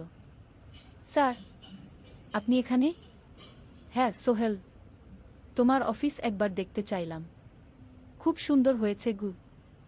আলী সাহেব পুরো অফিস ঘুরে দেখলেন, কর্মচারীদের সাথে কথা বললেন। তারপর সোহেলের রুমে এসে বসলেন। সোহেল, তুমি অনেক দূর এসেছ। মনে আছে 7 বছর আগে তুমি যখন আমার অফিসে প্রথম এসেছিলে চা বানানোর কাজ করতে? হ্যাঁ স্যার, সব মনে আছে ইউ। আমি গর্বিত যে আমি তোমাকে একটা সুযোগ দিয়েছিলাম, আর তুমি সেই সুযোগকে কাজে লাগিয়েছ। জানো সফলতার মূল সূত্র কি? কি স্যার? কঠোর পরিশ্রম, সততা আর হাল না ছাড়া। তোমার মধ্যে এই তিনটা গুণই আছে গু। সোহেল চোখে জল নিয়ে বলল, আপনি না থাকলে আজ আমি এখানে পৌঁছাতে পারতাম না স্যার। না সোহেল, আমি শুধু একটা দরজা খুলে দিয়েছিলাম। ভেতরে ঢুকে পথ তৈরি করেছ তুমি নিজে গু। আলী সাহেব চলে যাওয়ার আগে বললেন, আমার একটা বড় প্রজেক্ট আছে, একটা 20 ফ্লোর বিজনেস টাওয়ার। আমি চাই তুমি এই প্রজেক্টে আমার সাথে পার্টনার হও। 50-50। রাজি? সোহেল অবাক হয়ে গেল। এত বড় প্রজেক্ট? স্যার, আমার কি যথেষ্ট সামর্থ্য আছে? আছে, আমি বিশ্বাস করি সোহেল রাজি হয়ে গেল। এটা তার জীবনের সবচেয়ে বড় প্রজেক্ট হবে। 50 অধ্যায়, বড় চ্যালেঞ্জ। 20 ফ্লোর বিজনেস টাওয়ারের কাজ শুরু হলো। এটা সোহেলের জীবনের সবচেয়ে বড় চ্যালেঞ্জ। প্রজেক্টের বাজেট প্রায় 10 করোড় টাকা। সোহেলকে 5 করোড় টাকা ইনভেস্ট করতে হবে। সোহেল তার সব সঞ্চয়ে, ব্যাংক লোন আর কিছু ইনভেস্টর থেকে টাকা জোগাড় করল। এটা একটা বিশাল ঝুঁকি। যদি প্রজেক্ট ব্যর্থ হয়, সব শেষ। মিনা চিন্তিত ছিল। সোহেল, এত বড় ঝুঁকি নেওয়া ঠিক হবে? মিনা, জীবনে বড় কিছু করতে হলে ঝুঁকি নিতে হয়। আমি এই সুযোগ হাতছাড়া করতে চাই না গি। কিন্তু যদি কিছু ভুল হয়? ভুল হবে না। আমি আলী সাহেবের সাথে আছি, উনি আমাকে গাইড করবেন। প্রজেক্ট শুরু হলো। প্রথম 6 মাস সব ভালোই চলছিল। কাজ সময়মতো হচ্ছে, বাজেট ঠিক আছে। কিন্তু 7 মাসের মাথায় একটা বড় সমস্যা দেখা দিল। একজন প্রধান ইনভেস্টর হঠাৎ তার টাকা ফেরত চাইলেন। তিনি অন্য একটা জরুরি কাজে টাকা লাগবে বলে জানালেন। 1 করোড় টাকা ফেরত দিতে হবে। সোহেল বিপদে পড়ে গেল। 1 করোড় টাকা এখন কোথায় পাবে? প্রজেক্টের সব টাকা ঢেলে দিয়েছে। সে আলী সাহেবের সাথে কথা বলল। আলী সাহেব বললেন, চিন্তা করো না, আমি ব্যবস্থা করছি। কিন্তু আলী সাহেবও বড় একটা প্রজেক্টে আটকে আছেন। তার হাতে লিকুইড ক্যাশ নেই। সোহেল অন্য ব্যাংক থেকে লোন নেওয়ার চেষ্টা করল, কিন্তু ব্যাংক বলল ইতিমধ্যে তার অনেক লোন আছে, নতুন লোন দিতে পারবে না। সোহেল রাতে ঘুমাতে পারছিল না, খাওয়া দাওয়া বন্ধ করে দিয়েছিল। মিনা তাকে দেখে খুব চিন্তিত হয়ে গেল। সোহেল, প্লিজ নিজেকে এভাবে শেষ করে ফেলো না। কোনো একটা রাস্তা বের হবেই কি। কিন্তু সোহেল কোনো রাস্তা দেখতে পাচ্ছিল না। ইনভেস্টর 15 দিন সময় দিয়েছে। 15 দিনের মধ্যে টাকা ফেরত না দিলে তিনি আইনি ব্যবস্থা নেবেন। 10 দিন কেটে গেল। সোহেল কোনো সমাধান খুঁজে পেল না। সে প্রায় হাল ছেড়ে দিয়েছিল। 11 দিনের দিন একটা অপ্রত্যাশিত ঘটনা ঘটল। জাহিদ ভাই, সোহেলের পুরনো সহকর্মী, তার অফিসে এলেন। জাহিদ ভাই এখন একটা রিয়েল এস্টেট কোম্পানিতে সিনিয়র ম্যানেজার। সোহেল, আমি তোমার সমস্যার কথা শুনেছি গু। হ্যাঁ ভাই, আমি বিপদে পড়েছি গু। আমি তোমাকে সাহায্য করতে চাই। আমার কিছু সঞ্চয় আছে, 5 লাখ টাকা। তুমি নাও। সোহেল চোখে জল নিয়ে বলল, ভাই আমি কিছু বলার দরকার নেই। তুমি আমাকে অনেক কিছু শিখিয়েছ। তোমার কাছ থেকে পরিশ্রম আর সততা শিখেছি। এখন আমার পালা তোমাকে সাহায্য করার। জাহিদ ভাই চলে যাওয়ার পর আরও 2 জন এলো। একজন সোহেলের পুরনো ক্লায়েন্ট, আরেকজন তার কর্মচারী।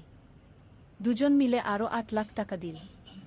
করিম মামা 20 লাখ টাকা ব্যবস্থা করলেন, তার কিছু বন্ধুদের কাছ থেকে ধার করে। মিনা তার সব গয়না বিক্রি করে 10 লাখ টাকা দিল।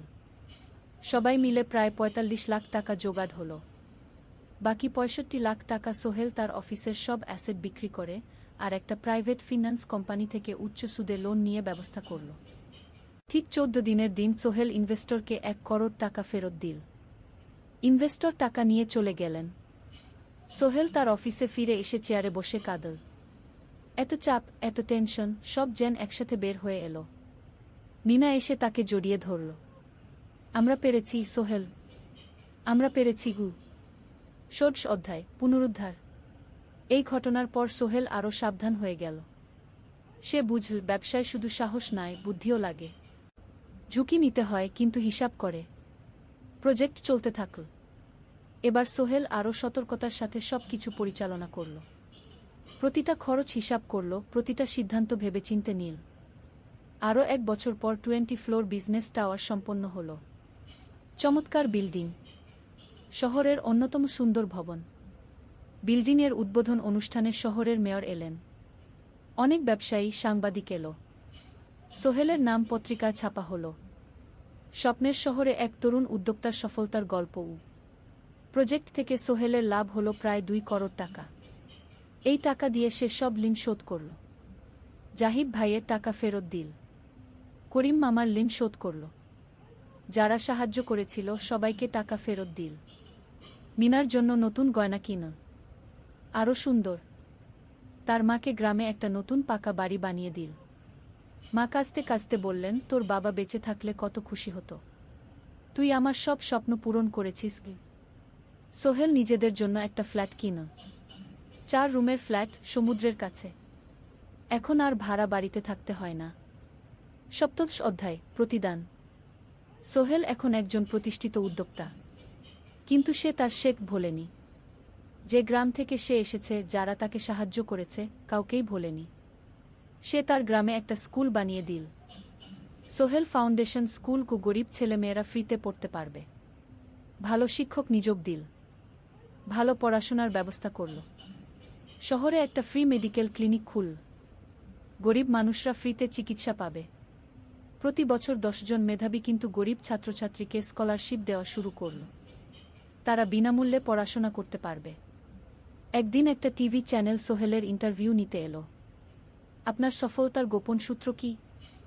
সোহেল একটু ভেবে বলল, কঠোর পরিশ্রম, সততা আর হাল না ছাড়া। এই 3টা জিনিস যদি কারো মধ্যে থাকে, সে যে কোনো কিছু অর্জন করতে পারে। আর সবচেয়ে বড় কথা, যারা আমাকে সাহায্য করেছে তাদের ছাড়া আমি কিছুই না। একা কেউ সফল হতে পারে না। আপনার পরবর্তী স্বপ্ন কি?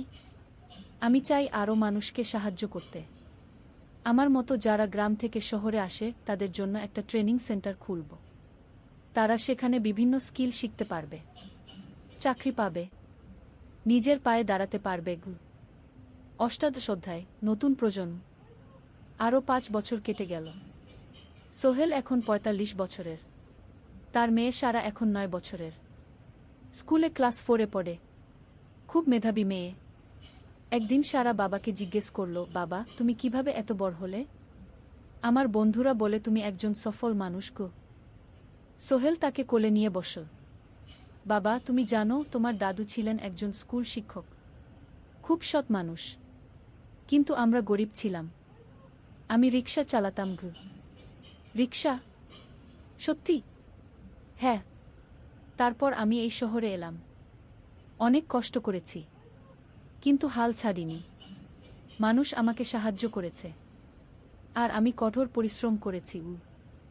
বাবা, আমিও কি তোমার মতো হতে পারবো? অবশ্যই পারবে বাবা। তবে মনে রেখো, সফলতা মানে শুধু টাকা পয়সা না। সফলতা মানে ভালো মানুষ হওয়া, অন্যদের সাহায্য করা, সৎ থাকা। সারা মাথা নাডল। আমি ভালো মানুষ হব বাবাগু। সোহেল তার মেয়েকে জড়িয়ে ধরল। মনে মনে ভাবল, তার জীবনের সব কষ্ট সার্থক হয়েছে। মিনা রান্নাঘর থেকে ডাকল, খাবার তৈরি। এসো। সোহেল সারাকে নিয়ে ডাইনিং টেবিলে গেল। ঋতু এসেছে। সে এখন বিয়ে করেছে, তার একটা ছেলে হয়েছে। সোহেলের মা মাঝে মাঝে চট্টগ্রামে বেড়াতে আসেন। আজও এসেছেন। সবাই মিলে খেতে বসল। হাসি গল্পে ভরা পরিবার। সোহেল তাকাল তার মায়ের দিকে, মিনার দিকে, সারার দিকে, ঋতুর দিকে। মনে হলো, জীবনে আর কি চাই? খাওয়া শেষে সবাই বসে রইল, গল্প করছিল। হঠাৎ সোহেলের ফোন বাজল। অফিস থেকে একটা জরুরি বিষয়।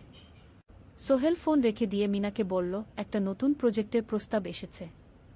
একটা এতিমখানা বানানোর কাজ। সরকারি প্রজেক্ট। তুমি নেবে? অবশ্যই। এটা আমার স্বপ্নের প্রজেক্ট। যেসব বাচ্চাদের বাবা মা নেই, তাদের জন্য একটা সুন্দর জায়গা। মিনা হাসল। তুমি কখনো বদলাও না। এখনো অন্যদের কথা ভাবো। এটাই তো জীবন মিনা। শুধু নিজের জন্য বাঁচলে কি হবে? 19 অধ্যায়, উত্তরাধিকার। 10 বছর আরও কেটে গেল। সোহেল এখন 55 বছরের। তার চুলে পাক ধরেছে, কিন্তু শক্তি এখনও আগের মতোই। সারা এখন 19 বছরের। সে বিশ্ববিদ্যালয়ে ইঞ্জিনিয়ারিং পড়ছে। সে চায় বাবার মতো কনস্ট্রাকশন ইন্ডাস্ট্রিতে কাজ করতে। একদিন সারা বাবাকে বলল, বাবা, আমি তোমার কোম্পানিতে কাজ করতে চাই। এখনও তো তোর পড়াশোনা বাকি। জানি, কিন্তু আমি এখন থেকেই শিখতে চাই। ছুটির দিনে তোমার সাথে সাইটে যেতে চাই, দেখতে চাই কিভাবে কাজ হয়। সোহেল খুশি হয়ে গেল। তার মেয়ে তার পথ অনুসরণ করতে চায়। ঠিক আছে, কিন্তু শর্ত হলো তোকে সবকিছু নিজ থেকে শিখতে হবে। কোনো স্পেশাল ট্রিটমেন্ট পাবি না। আমি তো তাই চাই, বাবাগু। সারা তার বাবার সাথে কাজ শিখতে শুরু করল। সে দেখল কিভাবে শ্রমিকরা কাজ করে, কিভাবে ম্যাটেরিয়াল বাছাই করতে হয়, কিভাবে একটা প্রজেক্ট ম্যানেজ করতে হয়। সোহেল তাকে কোনো সহজ পথ দিল না। সারাকেও সবার মতো কষ্ট করতে হলো। সাইটে রোদে দাঁড়িয়ে থাকতে হলো, শ্রমিকদের সাথে কথা বলতে হলো, কিন্তু সারা হাল ছাড়ল না। সে তার বাবার মেয়ে, পরিশ্রম করতে জানে। 3 বছর পর সারা গ্রাজুয়েট হল। সে সোহেলের কোম্পানিতে জুনিয়র প্রজেক্ট ম্যানেজার হিসেবে যোগ দিল। সোহেল ধীরে ধীরে সারাকে বড় দায়িত্ব দিতে শুরু করল। সারা তার বাবার মতোই সৎ, পরিশ্রমী। 20 অধ্যায়, সমাপ্তি নয়, নতুন শুরু। আরও 5 বছর পর সোহেল এখন 60 বছরের। সে সিদ্ধান্ত নিল, এবার অবসর নেওয়ার সময় এসেছে। কোম্পানির দায়িত্ব সারাকে দেবে। একটা অনুষ্ঠান করা হলো। সোহেল আনুষ্ঠানিকভাবে কোম্পানির চেয়ারম্যান পদ থেকে অবসর নিল। সারা হলো নতুন ম্যানেজিং ডিরেক্টর। সোহেল তার বক্তব্যে বলল, আমি যখন এই শহরে এসেছিলাম, আমার পকেটে ছিল মাত্র 5,000 টাকা, একটা ছোট্ট ব্যাগ, আর অনেক স্বপ্ন। আজ 40 বছর পর আমি পেছনে ফিরে তাকাই, দেখি একটা দীর্ঘ পথ। সেই পথে অনেক কষ্ট ছিল, অনেক বাধা ছিল, কিন্তু ছিল অনেক ভালোবাসাও, অনেক মানুষের সাহায্যও। আমি বিশ্বাস করি, সফলতা একা আসে না। এটা আসে অনেক মানুষের সমর্থন, ভালোবাসা আর বিশ্বাস নিয়ে। আমি যা কিছু অর্জন করেছি তা আমার একার না। এটা আমার পরিবারের, আমার কর্মচারীদের, আমার বন্ধুদের, সবার। আজ আমি আমার মেয়ে সারার হাতে এই দায়িত্ব তুলে দিচ্ছি। আমি জানি সে আমার চেয়ে ভালো করবে, কারণ সে শিখেছে আমার ভুল থেকে, আমার অভিজ্ঞতা থেকে। অনুষ্ঠান শেষ হলো, সবাই চলে গেল। সোহেল আর মিনা অফিসে একা দাঁড়িয়ে রইল। মিনা, মনে আছে আমরা প্রথম কখন দেখা হয়েছিলাম? হ্যাঁ, তোমার সেই ছোট্ট মুদি দোকানে। তুমি বিস্কুট কিনতে এসেছিলে। কে ভেবেছিল সেই দিন থেকে আমাদের এই পর্যস্বপ্নের শহর। প্রথম অধ্যায়, যাত্রা শুরু। সকাল 7টা বেজে গেছে। ঢাকার কমলাপুর রেলস্টেশনে মানুষের ভিড়। চারদিকে চা বিস্কুট বিক্রেতাদের চিৎকার, ট্রেনের হর্ন আর যাত্রীদের কোলাহল। এই বিশাল ভিড়ের মধ্যে একটা ছোট্ট ব্যাগ হাতে দাঁড়িয়ে আছে সোহেল। বয়স মাত্র 22। গায়ের রং শ্যামলা, চোখে স্বপ্নের ঝিলিক। ভাইজা, চট্টগ্রামের টিকিট আছে? সোহেল টিকিট কাউন্টারের সামনে দাঁড়িয়ে জিজ্ঞেস করল। আছে। 3 টাকা। কাউন্টারের লোকটা উত্তর দিল। সোহেল তার পকেট থেকে টাকা বের করল। মোট 5,000 টাকা। এই টাকা সে জমিয়েছে গত 3 বছরে রিকশা চালিয়ে। তার স্বপ্ন ছিল চট্টগ্রাম গিয়ে একটা ভালো চাকরি পাওয়া। গ্রামে আর থাকতে চায় না সে। বাবা মারা গেছেন 10 বছর আগে। মা আর ছোট বোন ঋতুকে নিয়ে সংসার চালাচ্ছিল রিকশা চালিয়ে। কিন্তু এভাবে তো আর সারা জীবন চলবে না। টিকিট কেটে সোহেল প্ল্যাটফর্মে এলো। ট্রেন ছাড়বে আর মাত্র 15 মিনিট পরে। সে একটা বেঞ্চে বসে পড়ল, ব্যাগটা বুকের কাছে চেপে ধরল। এই ব্যাগে আছে তার সব সম্পদ, কিছু কাপড়, একটা ছোট্ট ফটো ফ্রেমে বাবা মায়ের ছবি, আর কিছু টাকা। কোথায় যাচ্ছেন? পাশে বসা একজন বয়স্ক মানুষ জিজ্ঞেস করলেন। চট্টগ্রাম কাকা। চাকরি খুঁজতে যাচ্ছি। কে? সোহেল বিনয়ের সাথে উত্তর দিল।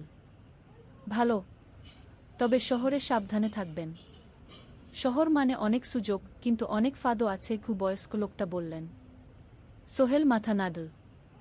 সে জানে শহরের জীবন সহজ না, কিন্তু তার কোনো বিকল্প নেই। গ্রামে রিকশা চালিয়ে মাসে 3,500 টাকা আয় হতো। তার মধ্যে সংসার চালাতে হতো, বোনের স্কুলের খরচ দিতে হতো, মায়ের ওষুধের খরচ দিতে হতো। কিছুই বাঁচত না। আর এই জীবন থেকে বেরোনোর একটাই পথ, শহরে গিয়ে ভালো কাজ খুঁজে নেওয়া। সোহেল মনে মনে ভাবল তার বাবার কথা। বাবা ছিলেন একজন স্কুল শিক্ষক। খুব সৎ মানুষ ছিলেন। সবসময় বলতেন, সোহেল, তুই লেখাপড়া শিখে বড় মানুষ হবি। আমাদের পরিবারে আর কেউ বড় চাকরি করেনি, তুই করবি। কিন্তু বাবা যখন মারা গেলেন তখন সোহেল মাত্র এসএসসি পরীক্ষা দিয়েছে। ফলাফল ভালো হয়েছিল, জিপিএ অর্ধচতু। কিন্তু বাবার মৃত্যুর পর আর পড়া হলো না। পরিবারের দায়িত্ব নিতে হলো। ট্রেন ছাড়ল। সোহেল জানালার পাশে বসে বাইরে তাকাল। ধানক্ষেত, নদী, ছোট ছোট গ্রাম, সব পেছনে ফেলে ট্রেন এগিয়ে চল। সোহেলের মনে হলো সে যেন তার পুরনো জীবনটাকেও পেছনে ফেলে আসছে। ট্রেনে একজন হকার এসে চা বিক্রি করছিল। সোহেল একটা চা কিনল। 10 টাকা। চা খেতে খেতে সে ভাবছিল, চট্টগ্রাম পৌঁছে কি হবে। করিম মামা তাকে সাহায্য করবেন তো? চাকরি পাওয়া যাবে তো? করিম মামা আসলে সোহেলের খুব দূর সম্পর্কের মামা। সোহেলের দাদির বোনের ছেলে। অনেক বছর আগে গ্রাম ছেড়ে চট্টগ্রামে চলে গিয়েছিলেন। সেখানে একটা কনস্ট্রাকশন কোম্পানিতে কাজ করেন। বছরে একবার দুবার গ্রামে আসতেন। গত বছর যখন এসেছিলেন তখন সোহেলের মাকে বলেছিলেন, সোহেলকে চট্টগ্রাম পাঠান, আমি একটা কাজের ব্যবস্থা করে দেব। সেই কথাতেই ভরসা করে সোহেল আজ এই যাত্রা। দ্বিতীয় অধ্যায়, নতুন শহর। চট্টগ্রাম পৌঁছাতে প্রায় 6 ঘন্টা লেগে গেল। দুপুর 1টা বাজে। সোহেল স্টেশন থেকে বের হয়ে শহরের রাস্তায় দাঁড়াল। কি বিশাল শহর! এত গাড়ি, এত মানুষ। চারদিকে উঁচু উঁচু বিল্ডিং, দোকানপাট, মানুষের ভিড়। সোহেল কিছুক্ষণ দাঁড়িয়ে থাকল সব কিছু দেখতে দেখতে। তার মনে হচ্ছিল সে যেন অন্য কোনো পৃথিবীতে এসে পড়েছে। তার পকেটে একটা ছোট্ট কাগজ আছে। সেখানে লেখা একটা ঠিকানা, করিম মিয়া, বাড়ি নং 23, রোড নং 5, আগ্রাবাদ, চট্টগ্রামকে। সোহেল একটা রিকশা ডাকল। কত নেবেন আগ্রাবাদ যেতে? 50 টাকা গু। সোহেল রিকশায় উঠল। রাস্তার দুধারে দোকান, মার্কেট, অফিস, সব কিছু দেখতে দেখতে সে অবাক হয়ে গেল। এত বড় শহর, এত কিছু! গ্রামের সেই ছোট্ট বাজারের সাথে কোনো তুলনাই হয় না। প্রায় আধা ঘন্টা পর রিকশা একটা পুরনো বাড়ির সামনে থামল। 3 তলা বাড়ি, কিন্তু রং উঠে গেছে। সিঁড়ি দিয়ে উঠে 3য় তলায় করিম মামার ফ্ল্যাটে নক করল। দরজা খুলল এক মধ্যবয়সী মহিলা। কে? আসসালামু আলাইকুম আপা, আমি সোহেল, নোয়াখালীর গ্রাম থেকে এসেছি। করিম মামা বাড়িতে আছেন? মহিলা তাকে মাথা থেকে পা পর্যন্ত দেখল। করিম তো অফিসে গেছে। তুমি কে? কোথা থেকে এসেছ? সোহেল সব খুলে বলল। মহিলা তাকে ভেতরে ঢুকতে দিল। বসো। করিম সন্ধ্যায় ফিরবে গু। ফ্ল্যাটটা ছোট। 2টো রুম, একটা ছোট্ট রান্নাঘর আর একটা বাথরুম। কিন্তু সোহেলের কাছে খুব সুন্দর লাগল। গ্রামের সেই টিনের ঘরের চেয়ে তো অনেক ভালো। মহিলা তার নাম জানাল, সালমা, করিম মামার স্ত্রী। তাদের 2টো ছেলে, একজন ক্লাস 8-এ পড়ে, আরেকজন ক্লাস 5-এ। খেয়েছ? সালমা আপা জিজ্ঞেস করল। না আপা গু। অপেক্ষা করো, ভাত আছে, মাছ আছে, খাও। সোহেল প্রথমে রাজি হতে চাইল না, কিন্তু খুব খিদে পেয়েছিল। সকাল থেকে শুধু একটা চা আর বিস্কুট খেয়েছে। খাওয়া দাওয়ার পর সোহেল বসে রইল। সালমা আপা তাকে গল্প করতে লাগল। তোমার মা কেমন আছেন? তোমার বোন? ভালো আছে আপা, মার একটু গেটে বাত আছে, ওষুধ খাচ্ছেন। বোন স্কুলে পড়ে কু। তুমি কি করতে চাও এখানে? চাকরি খুঁজছি আপা, যে কোনো কাজ করব। বাসায় মা আর বোনকে টাকা পাঠাতে হবে। সালমা আপা মাথা নাড়ল। করিম তোমার জন্য কিছু একটা করবে, সে ভালো মানুষ গ। সারাদিন অপেক্ষা করু সোহেল। সন্ধ্যা 6টায় করিম মামা ফিরলেন। 50-এর কাছাকাছি বয়স, কালো রঙের প্যান্ট শার্ট পরা, হাতে একটা ব্যাগ। আরে সোহেল, কবে এলি? করিম মামা খুশি হয়ে বললেন। আজ সকালে মামা গু। করিম মামা তাকে জড়িয়ে ধরলেন। অনেকদিন পর দেখলাম। কেমন আছিস? ভালো আছি মামা গি। ভালো করেছিস এসে। এখানে অনেক সুযোগ আছে। তোর জন্য একটা কাজের ব্যবস্থা করে দেব। তবে প্রথমে কয়েকদিন এখানে থাক। শহরটা একটু চিনে নে, তারপর কাজে যোগ দিবি। সোহেলের মনে আসার আলো জ্বল। সে ভাবল হয়তো তার ভাগ্য এবার পাল্টাবে। তৃতীয় অধ্যায়, প্রথম চাকরি। এক সপ্তাহ পরে করিম মামা সোহেলকে তার কোম্পানিতে নিয়ে গেলেন। কোম্পানির নাম আলামিন কনস্ট্রাকশন। অফিসটা শহরের কেন্দ্রে ৫ তলা একটা বিল্ডিংয়ের দোতলায়। মালিক আলী সাহেব, ৫০-এর কাছাকাছি বয়স, মোটা চেহারা, চোখে সোনার ফ্রেমের চশমা। বড়লোক মানুষ, কিন্তু খুব কড়া। এই ছেলেটাকে কি কাজে লাগাবেন? আলী সাহেব করিম মামাকে জিজ্ঞেস করলেন। স্যার, ও আমার আত্মীয়, গ্রাম থেকে এসেছে, খুব পরিশ্রমী, যে কোনো কাজে লাগাতে পারেন। আলী সাহেব সোহেলের দিকে তাকালেন। তুমি কি পড়েছ? স্যার, এসএসসি পাস, জিপিএ অর্ধচতু। হুম, ভালো। কম্পিউটার চালাতে পারো? না স্যার, পারি না, কিন্তু শিখতে চাই।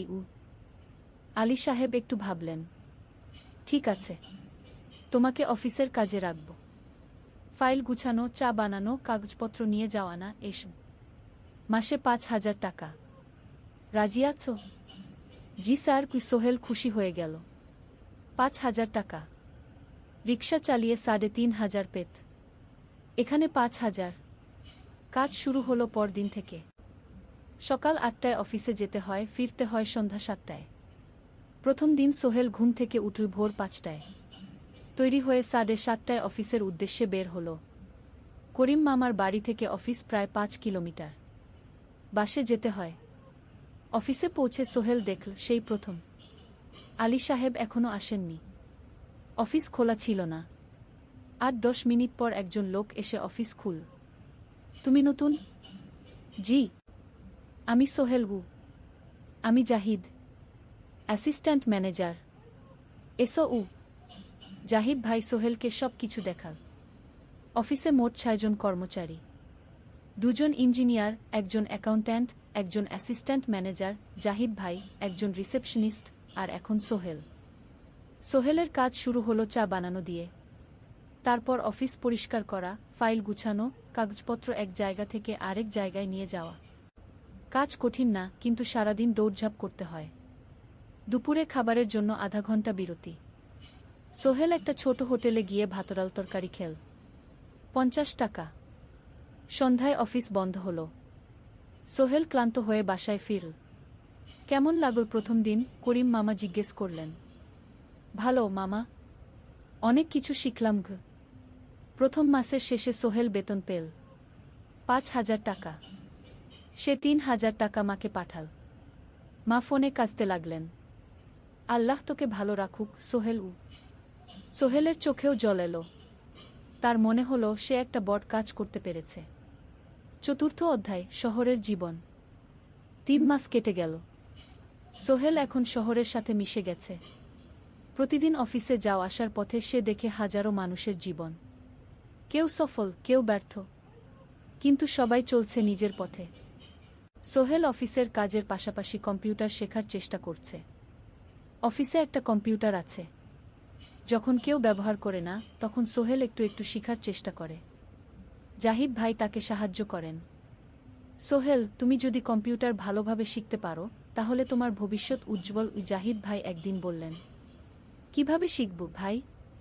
ট্রেনিং সেন্টারে যাও, সন্ধ্যায় ক্লাস আছে।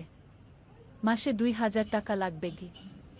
সোহেল ভাবল, ২,০০০ টাকা অনেক, কিন্তু এটা বিনিয়োগ, ভবিষ্যতের জন্য। সে একটা ট্রেনিং সেন্টারে ভর্তি হল।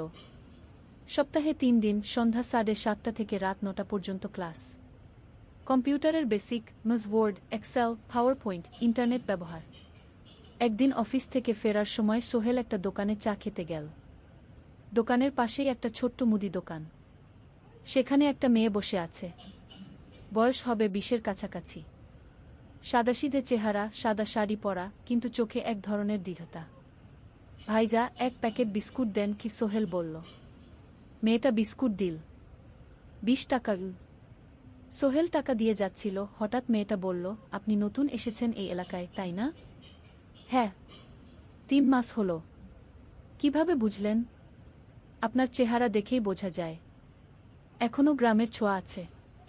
আর আপনি প্রতিদিন এই পথ দিয়ে যান। দেখেছি কি মেয়েটা হাসল। সোহেলও হেসে ফেল। আপনি খুব পর্যবেক্ষক মনে হচ্ছে গি। জীবনে অনেক কিছু দেখেছি, তাই মানুষকে চিনতে শিখেছি গি। আপনার নাম? মিনা। এই দোকান আমার বাবার। উনি অসুস্থ, তাই আমি দেখছি গু।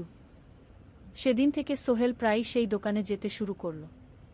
মিনার সাথে গল্প করত। ধীরে ধীরে তাদের মধ্যে একটা বন্ধুত্ব তৈরি হলো। মিনাও তার জীবনের গল্প বলল। মিনার মা মারা গেছেন যখন সে মাত্র 7 বছরের। বাবা আব্দুল হামিদ একা হাতে মিনাকে বড় করেছেন। মুদি দোকান দিয়ে সংসার চালান। মিনা কলেজে পড়ে, অনার্স সেকেন্ড ইয়ার। সকালে কলেজে যায়, দুপুরে ফিরে এসে দোকান সামলায়।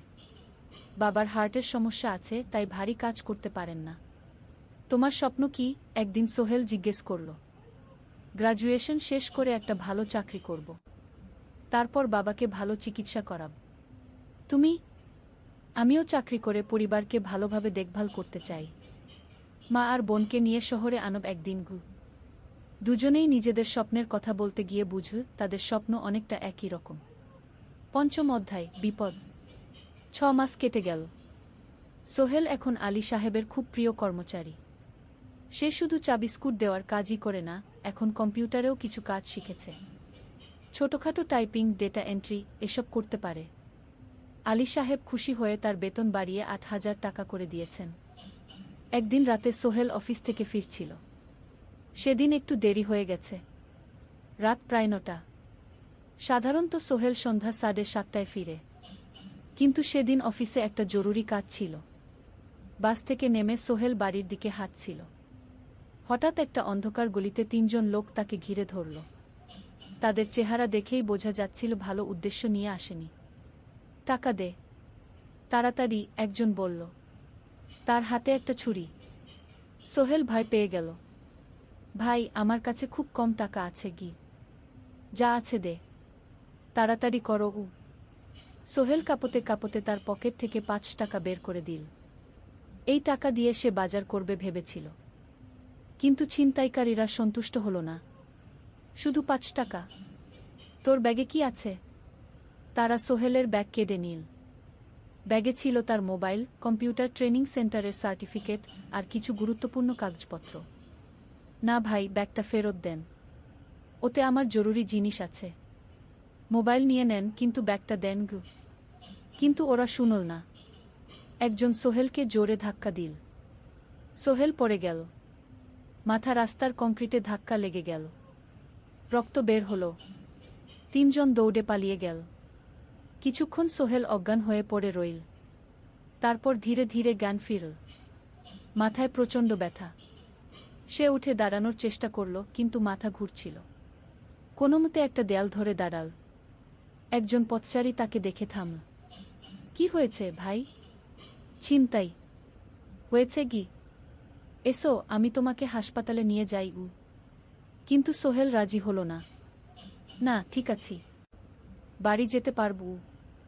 সে কোনোমতে করিম মামার বাড়িতে পৌঁছাল। দরজা খুলেই সালমা আপা চিৎকার করে উঠলেন। ও আল্লাহ, কি হয়েছে? করিম মামা দৌড়ে এলেন। সোহেলকে ভেতরে নিয়ে গেলেন।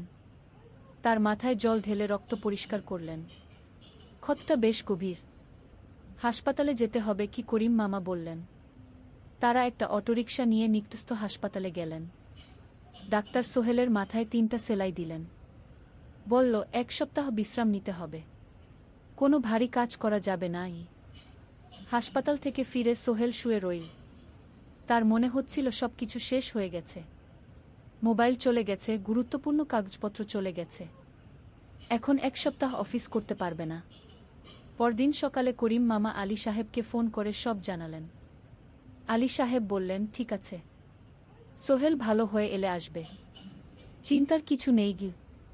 মিনা যখন এই খবর শুনল, সে সন্ধ্যায় সোহেলকে দেখতে এলো করিম মামার বাড়িতে। সাথে এনেছিল কিছু ফল। কি হয়েছিল? মিনা চিন্তিত গলায় জিজ্ঞেস করল। সোহেল সব বলল। মিনা রেগে গেল। এই শহরে এখন অনেক অপরাধ বেড়ে গেছে, পুলিশ কিছু করে না। তুমি পুলিশে রিপোর্ট করেছ? না, লাভ নেই। তবুও করা উচিত। তোমার মোবাইলটা হয়তো খুঁজে পাওয়া যাবে কি। করিম মামা সোহেলকে নিয়ে পুলিশ স্টেশনে গেলেন। জেনারেল ডায়েরি করলেন। কিন্তু পুলিশ খুব একটা আশা দিল না। দেখি কিছু করা যায় কিনা গু। সোহেল বুঝল মোবাইল আর ফিরবে না। সেই এক সপ্তাহ সোহেলের জীবনের সবচেয়ে কঠিন সময় ছিল। সে শুধু শারীরিকভাবেই ক্ষতিগ্রস্ত হয়নি, মানসিকভাবেও ভেঙে পড়েছিল। প্রতিরাতে দুঃস্বপ্ন দেখত। সেই 3 জন ছিনতাইকারীর মুখ ভুলতে পারছিল না। মিনা প্রায় প্রতিদিন আসত। তাকে সাহস দিত। তুমি হাল ছেড়ো না সোহেল। জীবনে এরকম খারাপ সময় আসে, কিন্তু এটা কাটিয়ে ওঠাই হলো আসল বীরত্ব।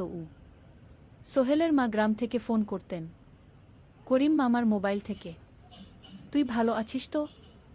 সোহেল মাকে সব সত্যি বলেনি, শুধু বলেছে হ্যাঁ মা ভালো আছি, একটু জ্বর হয়েছিল, এখন ভালো। 1 সপ্তাহ পর সোহেল আবার অফিসে গেল। আলী সাহেব তাকে দেখে খুশি হলেন। কেমন আছো? ভালো আছি স্যার। ঠিক আছে, তবে প্রথম কয়েকদিন হালকা কাজ করবে গু। সোহেল আবার কাজে মন দিল। কিন্তু একটা জিনিস তাকে খুব কষ্ট দিচ্ছিল, তার মোবাইল নেই। মায়ের সাথে কথা বলতে পারছে না নিয়মিত। করিম মামার মোবাইল চাইতে সংকোচ লাগে। একদিন জাহিদ ভাই তাকে ডাকলেন। সোহেল, আমার একটা পুরনো মোবাইল আছে, তুমি ব্যবহার করো? না ভাই, আমি নাও, আমার কাজে লাগছে না, তুমি রাখো গু। সোহেল কৃতজ্ঞতায় প্রায় কেঁদে ফেল। ধন্যবাদ ভাই। মোবাইল পেয়ে সোহেল প্রথমেই মাকে ফোন করল। মা খুব খুশি হলেন। এতদিন ফোন করিসনি কেন? মা, মোবাইলটা নষ্ট হয়ে গিয়েছিল, নতুন নিয়েছি। মায়ের গলায় স্বস্তি ফুটে উঠল। 6ষ্ঠ অধ্যায়, নতুন সুযোগ। আরও 3 মাস কেটে গেল। সোহেল পুরোপুরি সুস্থ হয়ে গেছে। তার জীবন আবার স্বাভাবিক হয়ে এসেছে। সে এখন কম্পিউটার ট্রেনিং শেষ করেছে, সার্টিফিকেট পেয়েছে। কিন্তু একটা ঘটনা তার জীবনে বড় পরিবর্তন নিয়ে এলো। একদিন সকালে আলী সাহেব তাকে ডাকলেন। সোহেল বসো। সোহেল বসল। মনে একটু ভয় লাগছিল। আলী সাহেব কি তাকে বকবেন? সোহেল, তুমি তো এখন কম্পিউটার চালাতে পারো? জি স্যার, একটু একটু শিখেছি। ভালো, আমি তোমার কাজ দেখছি। তুমি খুব পরিশ্রমী আর সৎ। আমাদের কোম্পানিতে এরকম মানুষের দরকার গু। সোহেল কিছু বুঝতে পারছিল না। আমি তোমাকে একটা সুযোগ দিতে চাই। আমাদের কোম্পানি একটা ট্রেনিং প্রোগ্রাম চালু করছে নতুন কর্মচারীদের জন্য। 6 মাসের কোর্স। কম্পিউটার, অ্যাকাউন্টিং, ভবন নির্মাণের হিসাব নিকাশ, প্রজেক্ট ম্যানেজমেন্ট সব শিখবে। কোম্পানি সব খরচ দেবে। ট্রেনিংয়ের সময় তোমার বেতনও চলবে। রাজি আছো? সোহেল বিশ্বাস করতে পারছিল না। স্যার, সত্যি? আমাকে এত বড় সুযোগ দিচ্ছেন? হ্যাঁ, তুমি ভালো ছেলে, পরিশ্রমী। আমি তোমাকে এগিয়ে দিতে চাই। ভবিষ্যতে তুমি এই কোম্পানির একজন গুরুত্বপূর্ণ কর্মচারী হবে গি। সোহেল কৃতজ্ঞতায় প্রায় কেঁদে ফেল। ধন্যবাদ স্যার, আমি কঠোর পরিশ্রম করব। আমি জানি গু। সেদিন সন্ধ্যায় সোহেল মিনার দোকানে গেল। মিনাকে খবরটা দিল। মিনা খুব খুশি হল। তার চোখে জল এসে গেল। তুমি পারবে সোহেল, আমি জানি গু। সোহেল তার মা আর বোনকেও ফোন করে খবরটা দিল। মা কাঁদতে লাগলেন। তোর বাবা বেঁচে থাকলে কত খুশি হতো। ট্রেনিং শুরু হলো পরের মাস থেকে। প্রতিদিন সকালে 3 ঘন্টা ক্লাস, তারপর বাকি সময় অফিসের কাজ। ক্লাসে 5 জন নতুন কর্মচারী, সবাই তরুণ, উৎসাহী। শিক্ষক ছিলেন একজন অভিজ্ঞ ইঞ্জিনিয়ার, নাম রহিম স্যার। তিনি খুব ভালোভাবে সব কিছু বুঝাতেন। কম্পিউটার, অ্যাকাউন্টিং, এক্সেলে জটিল ক্যালকুলেশন, প্রজেক্টের বাজেট তৈরি, সময় ব্যবস্থাপনা সব। সোহেল পুরো মনোযোগ দিয়ে শিখতে লাগল। সন্ধ্যায় বাড়ি ফিরে প্র্যাকটিস করত। করিম মামার ছেলের কাছ থেকে একটা ল্যাপটপ ধার নিত কখনো কখনো। 6 মাস পরে ট্রেনিং শেষ হল। সবাই সার্টিফিকেট পেল। আলী সাহেব একটা অনুষ্ঠান করলেন। সোহেল সেরা পারফর্মার হিসেবে একটা বিশেষ পুরস্কার পেল, 5,000 টাকা বোনাস। আলী সাহেব ঘোষণা করলেন, সোহেল, আজ থেকে তুমি আমাদের জুনিয়র অ্যাকাউন্ট অ্যাসিস্ট্যান্ট। তোমার বেতন 15,000 টাকা গু। সোহেল অবাক হয়ে গেল। 8,000 থেকে 15,000, প্রায় দ্বিগুণ। সেদিন রাতে সোহেল ঘুমাতেই পারল না। খুশিতে উত্তেজনায় তার চোখে ঘুম নেই। সে ভাবল তার জীবন কিভাবে বদলে যাচ্ছে। 2 বছর আগে যে রিকশা চালাত, আজ সে একটা নামকরা কোম্পানির অ্যাকাউন্ট অ্যাসিস্ট্যান্ট। 7ম অধ্যায়, প্রেম ও প্রস্তাব। 1.5 বছর হয়ে গেল সোহেলের চট্টগ্রাম আসার। সে এখন একজন সফল যুবক। তার মা গ্রামে খুব খুশি। প্রতি মাসে সোহেল 10,000 টাকা পাঠায়। ছোট বোন ঋতু এখন কলেজে ভর্তি হয়েছে সোহেলের পাঠানো টাকায়। মায়ের চিকিৎসাও ভালোভাবে হচ্ছে। মিনার সাথে সোহেলের সম্পর্ক এখন আর শুধু বন্ধুত্ব নয়। দুজন দুজনকে ভালোবাসে। কিন্তু কেউ কাউকে সরাসরি বলার সাহস পায়নি। প্রতিদিন দেখা হয়, গল্প হয়, কিন্তু সেই একটা কথা বলা হয়ে ওঠে না। একদিন শুক্রবার ছুটির দিন। সোহেল মিনাকে বলল, আজ কি একটু ঘুরতে যাবে? কোথায়? পতেঙ্গা বিচ। তুমি কি কখনো গেছ? না। কিন্তু আমার দোকান গু। শুক্রবার। তোমার বাবা সামলাবে গু। মিনা রাজি হয়ে গেল। দুপুরে দুজনে বাস নিয়ে পতেঙ্গা গেল। সমুদ্র দেখে মিনা অবাক হয়ে গেল। কি সুন্দর! দুজনে বালিতে বসল। ঢেউয়ের শব্দ শুনতে শুনতে গল্প করছিল। হঠাৎ সোহেল বলল, মিনা, তোমার সাথে কিছু বলার ছিল। বলো। সোহেল একটা লম্বা শ্বাস নিল। তুমি জানো আমি তোমাকে ভালোবাসি। মিনা হাসল। তার চোখ ভিজে গেল। জানি। আমিও তোমাকে ভালোবাসি সোহেল। সোহেল অবাক হয়ে গেল। সত্যি? হ্যাঁ। অনেকদিন ধরেই জানি।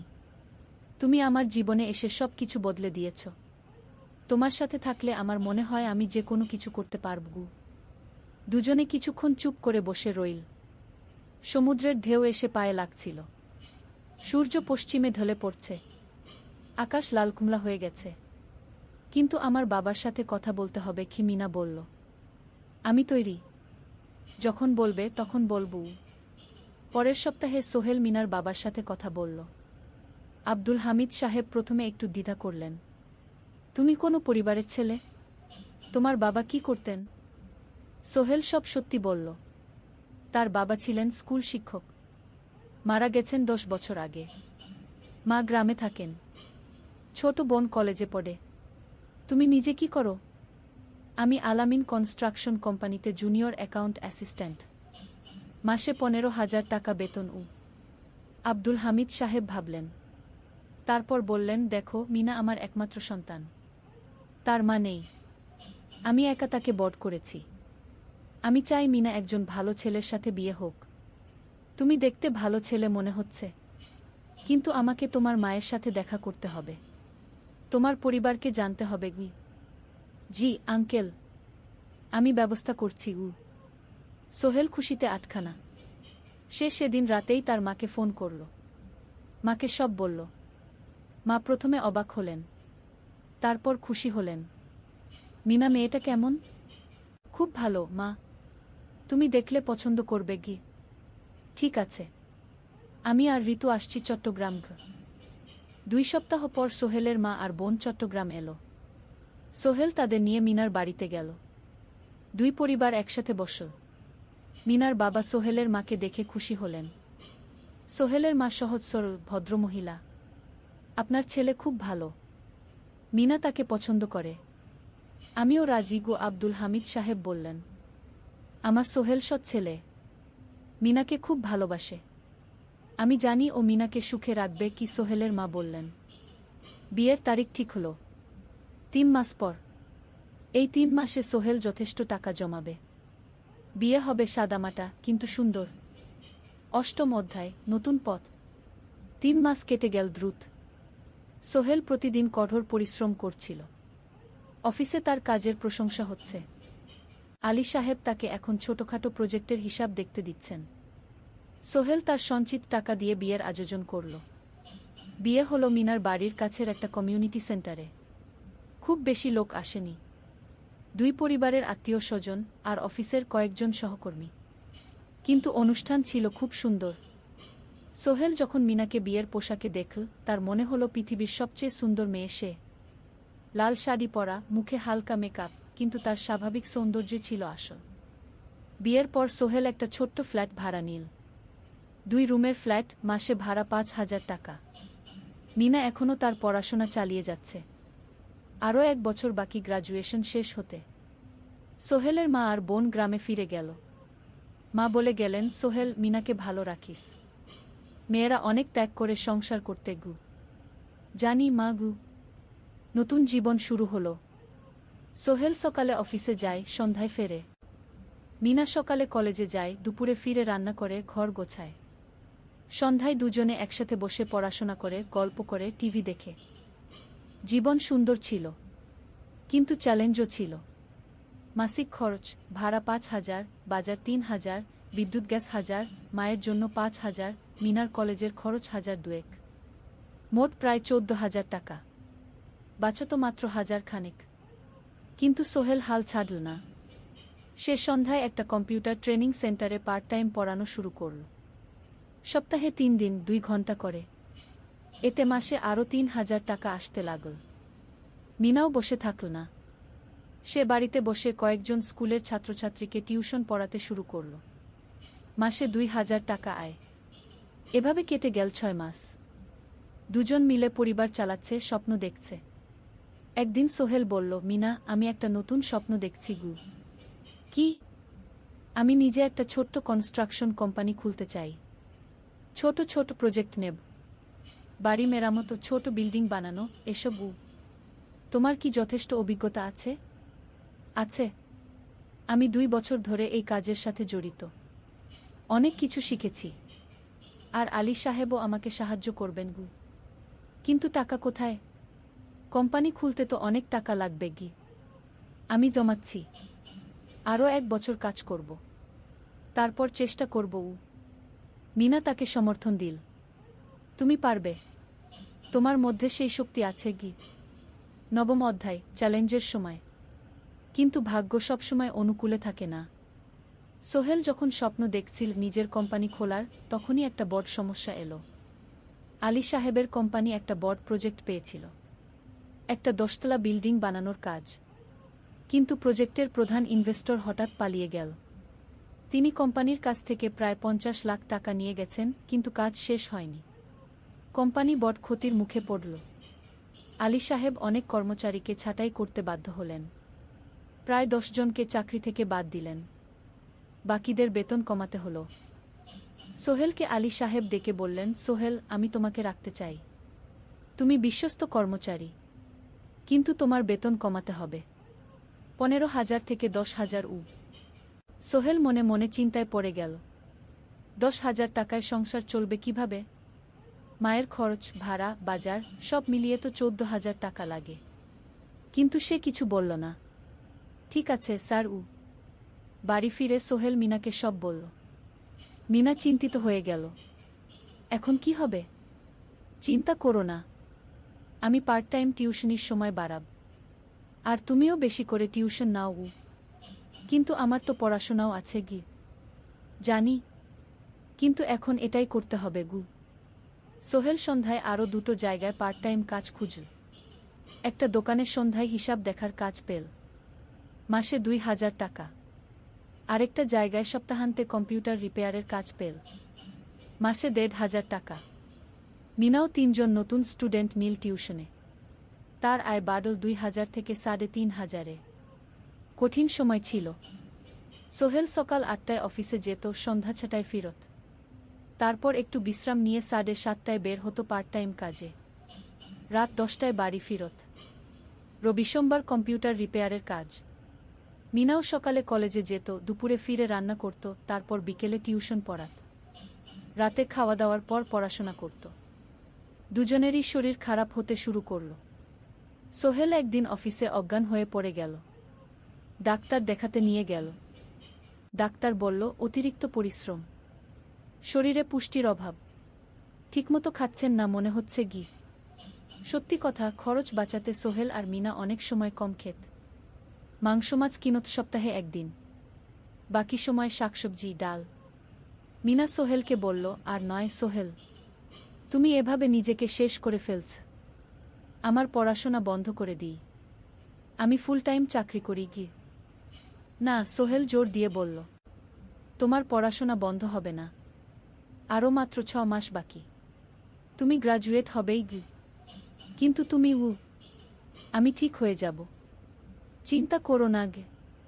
কিন্তু পরিস্থিতি আরও খারাপ হলো যখন সোহেলের মায়ের অসুখ হলো, হার্টের সমস্যা, হাসপাতালে ভর্তি করতে হলো, খরচ 50,000 টাকা। সোহেলের হাতে এত টাকা কোথায়? সে করিম মামার কাছে ধার চাই। করিম মামা 20,000 টাকা দিলেন, বাকি 30,000 টাকা সোহেল একটা এনজিও থেকে ঋণ নিল। সুদের হার মাসে 2%। মায়ের চিকিৎসা হলো, তিনি সুস্থ হয়ে গেলেন। কিন্তু সোহেল এখন ঋণের বোঝায় পড়ে গেল, প্রতি মাসে 3,000 টাকা করে কিস্তি দিতে হবে। সেই রাতে সোহেল আর মিনা বিছানায় শুয়ে কথা বলছিল। সোহেল বলল, মিনা, আমি মনে হয় ভুল করেছি, শহরে এসে বিয়ে করে তোমাকে কষ্টে ফেলেছি গু। মিনা তার হাত ধরল। না সোহেল, তুমি ভুল করনি, জীবনে এরকম খারাপ সময় আসে, কিন্তু এটা কাটিয়ে ওঠাই হলো আসল শক্তি।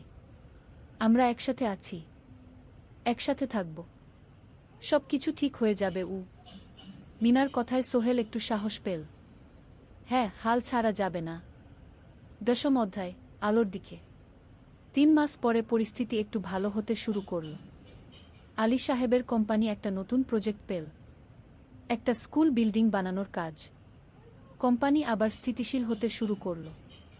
আলী সাহেব সোহেলকে ডেকে বললেন, সোহেল, আমি তোমার কঠোর পরিশ্রম দেখেছি, খারাপ সময়েও তুমি কোম্পানি ছেড়ে যাওনি, আমি কৃতজ্ঞ। আজ থেকে তোমার বেতন আবার 15,000 টাকা। সোহেল খুশি হয়ে গেল। ধন্যবাদ স্যার। মিনাও গ্রাজুয়েশন শেষ করল, ভালো ফলাফল করল, সে এখন চাকরি খুঁজছে। একদিন মিনা একটা প্রাইভেট স্কুলে শিক্ষিকার ইন্টারভিউ দিতে গেল।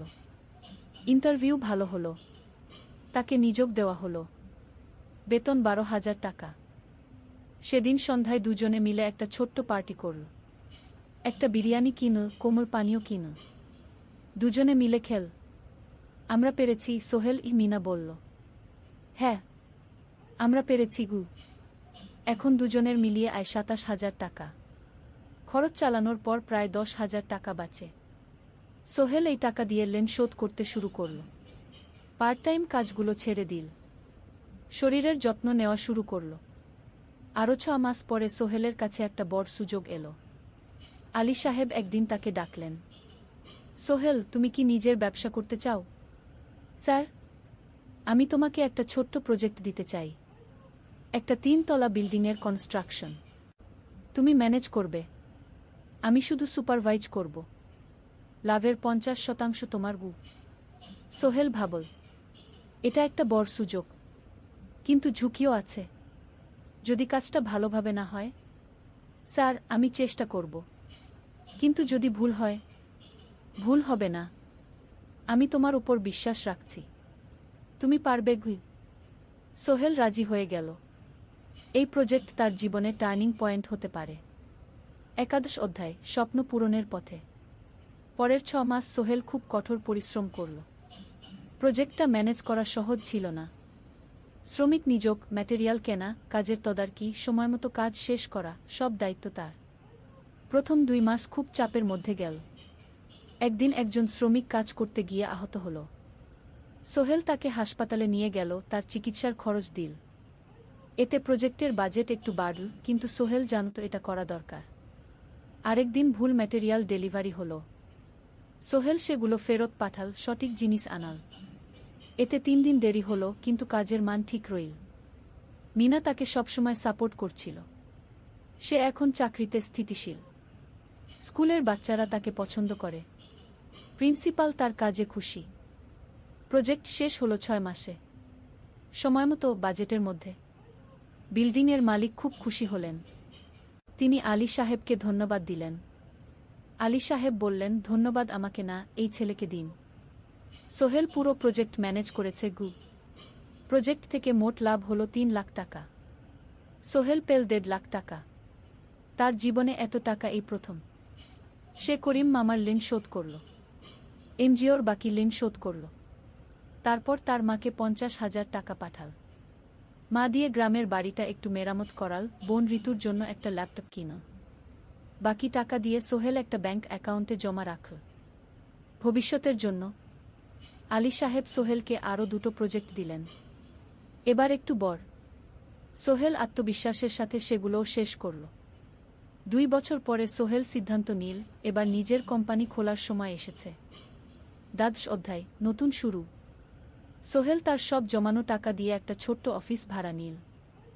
2 রুমের অফিস, একটা রুমে কাজের জায়গা, আরেকটায় ছোট্ট মিটিং রুম। অফিসের সামনে একটা বোর্ড লাগাল, Sohel construction and development. Mina তাকে সাহায্য করছিল। সে অফিসের অ্যাকাউন্টস দেখত সন্ধ্যায় স্কুল থেকে ফিরে। দুজন মিলে একটা টিম।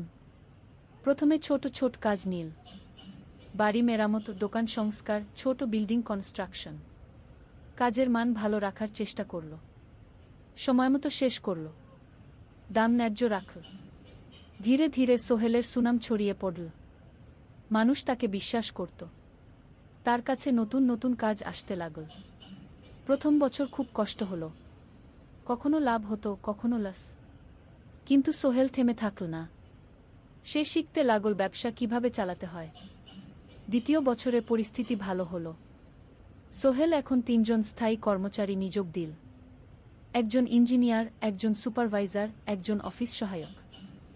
তৃতীয় বছরে একটা বড় প্রজেক্ট পেল, একটা স্কুল বিল্ডিং বানানোর কাজ, 5 তলা বিল্ডিং।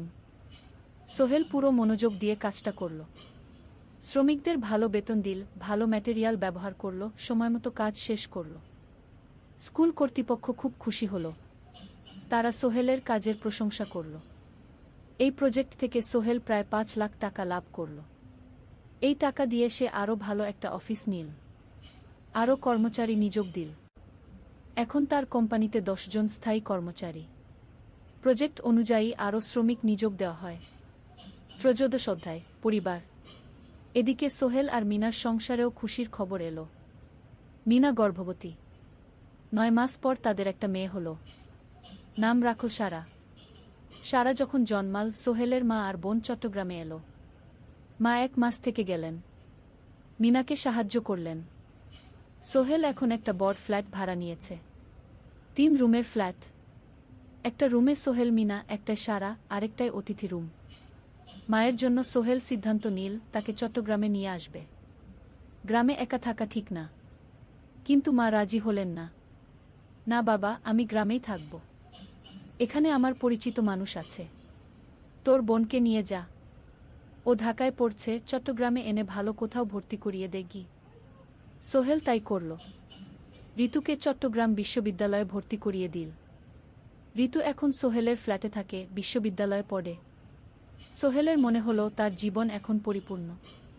স্ত্রী, মেয়ে, বোন সবাই তার কাছে। ব্যবসা ভালো চলছে, মা গ্রামে সুখে আছেন। চতুর্দশ অধ্যায়, সফলতার শিখরে। 5 বছর কেটে গেল। সোহেল এখন একজন সফল উদ্যোক্তা।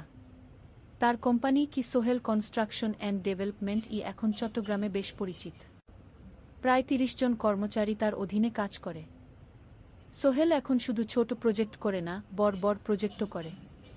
একটা 8 তলা বিজনেস কমপ্লেক্স বানানোর কাজ পেয়েছে, একটা হাসপাতাল বিল্ডিং বানাচ্ছে। মিনা এখনও স্কুলে পড়ায়, সে এখন ভাইস প্রিন্সিপাল। সাথে সোহেলের কোম্পানির অ্যাকাউন্টস ম্যানেজার। 2 জন মিলে ব্যবসা চালা। সারা এখন 4 বছরের, স্কুলে ভর্তি হয়েছে, খুব চালাক মেয়ে। ঋতু বিশ্ববিদ্যালয় থেকে গ্রাজুয়েট হয়ে একটা ব্যাংকে চাকরি পেয়েছে। একদিন আলী সাহেব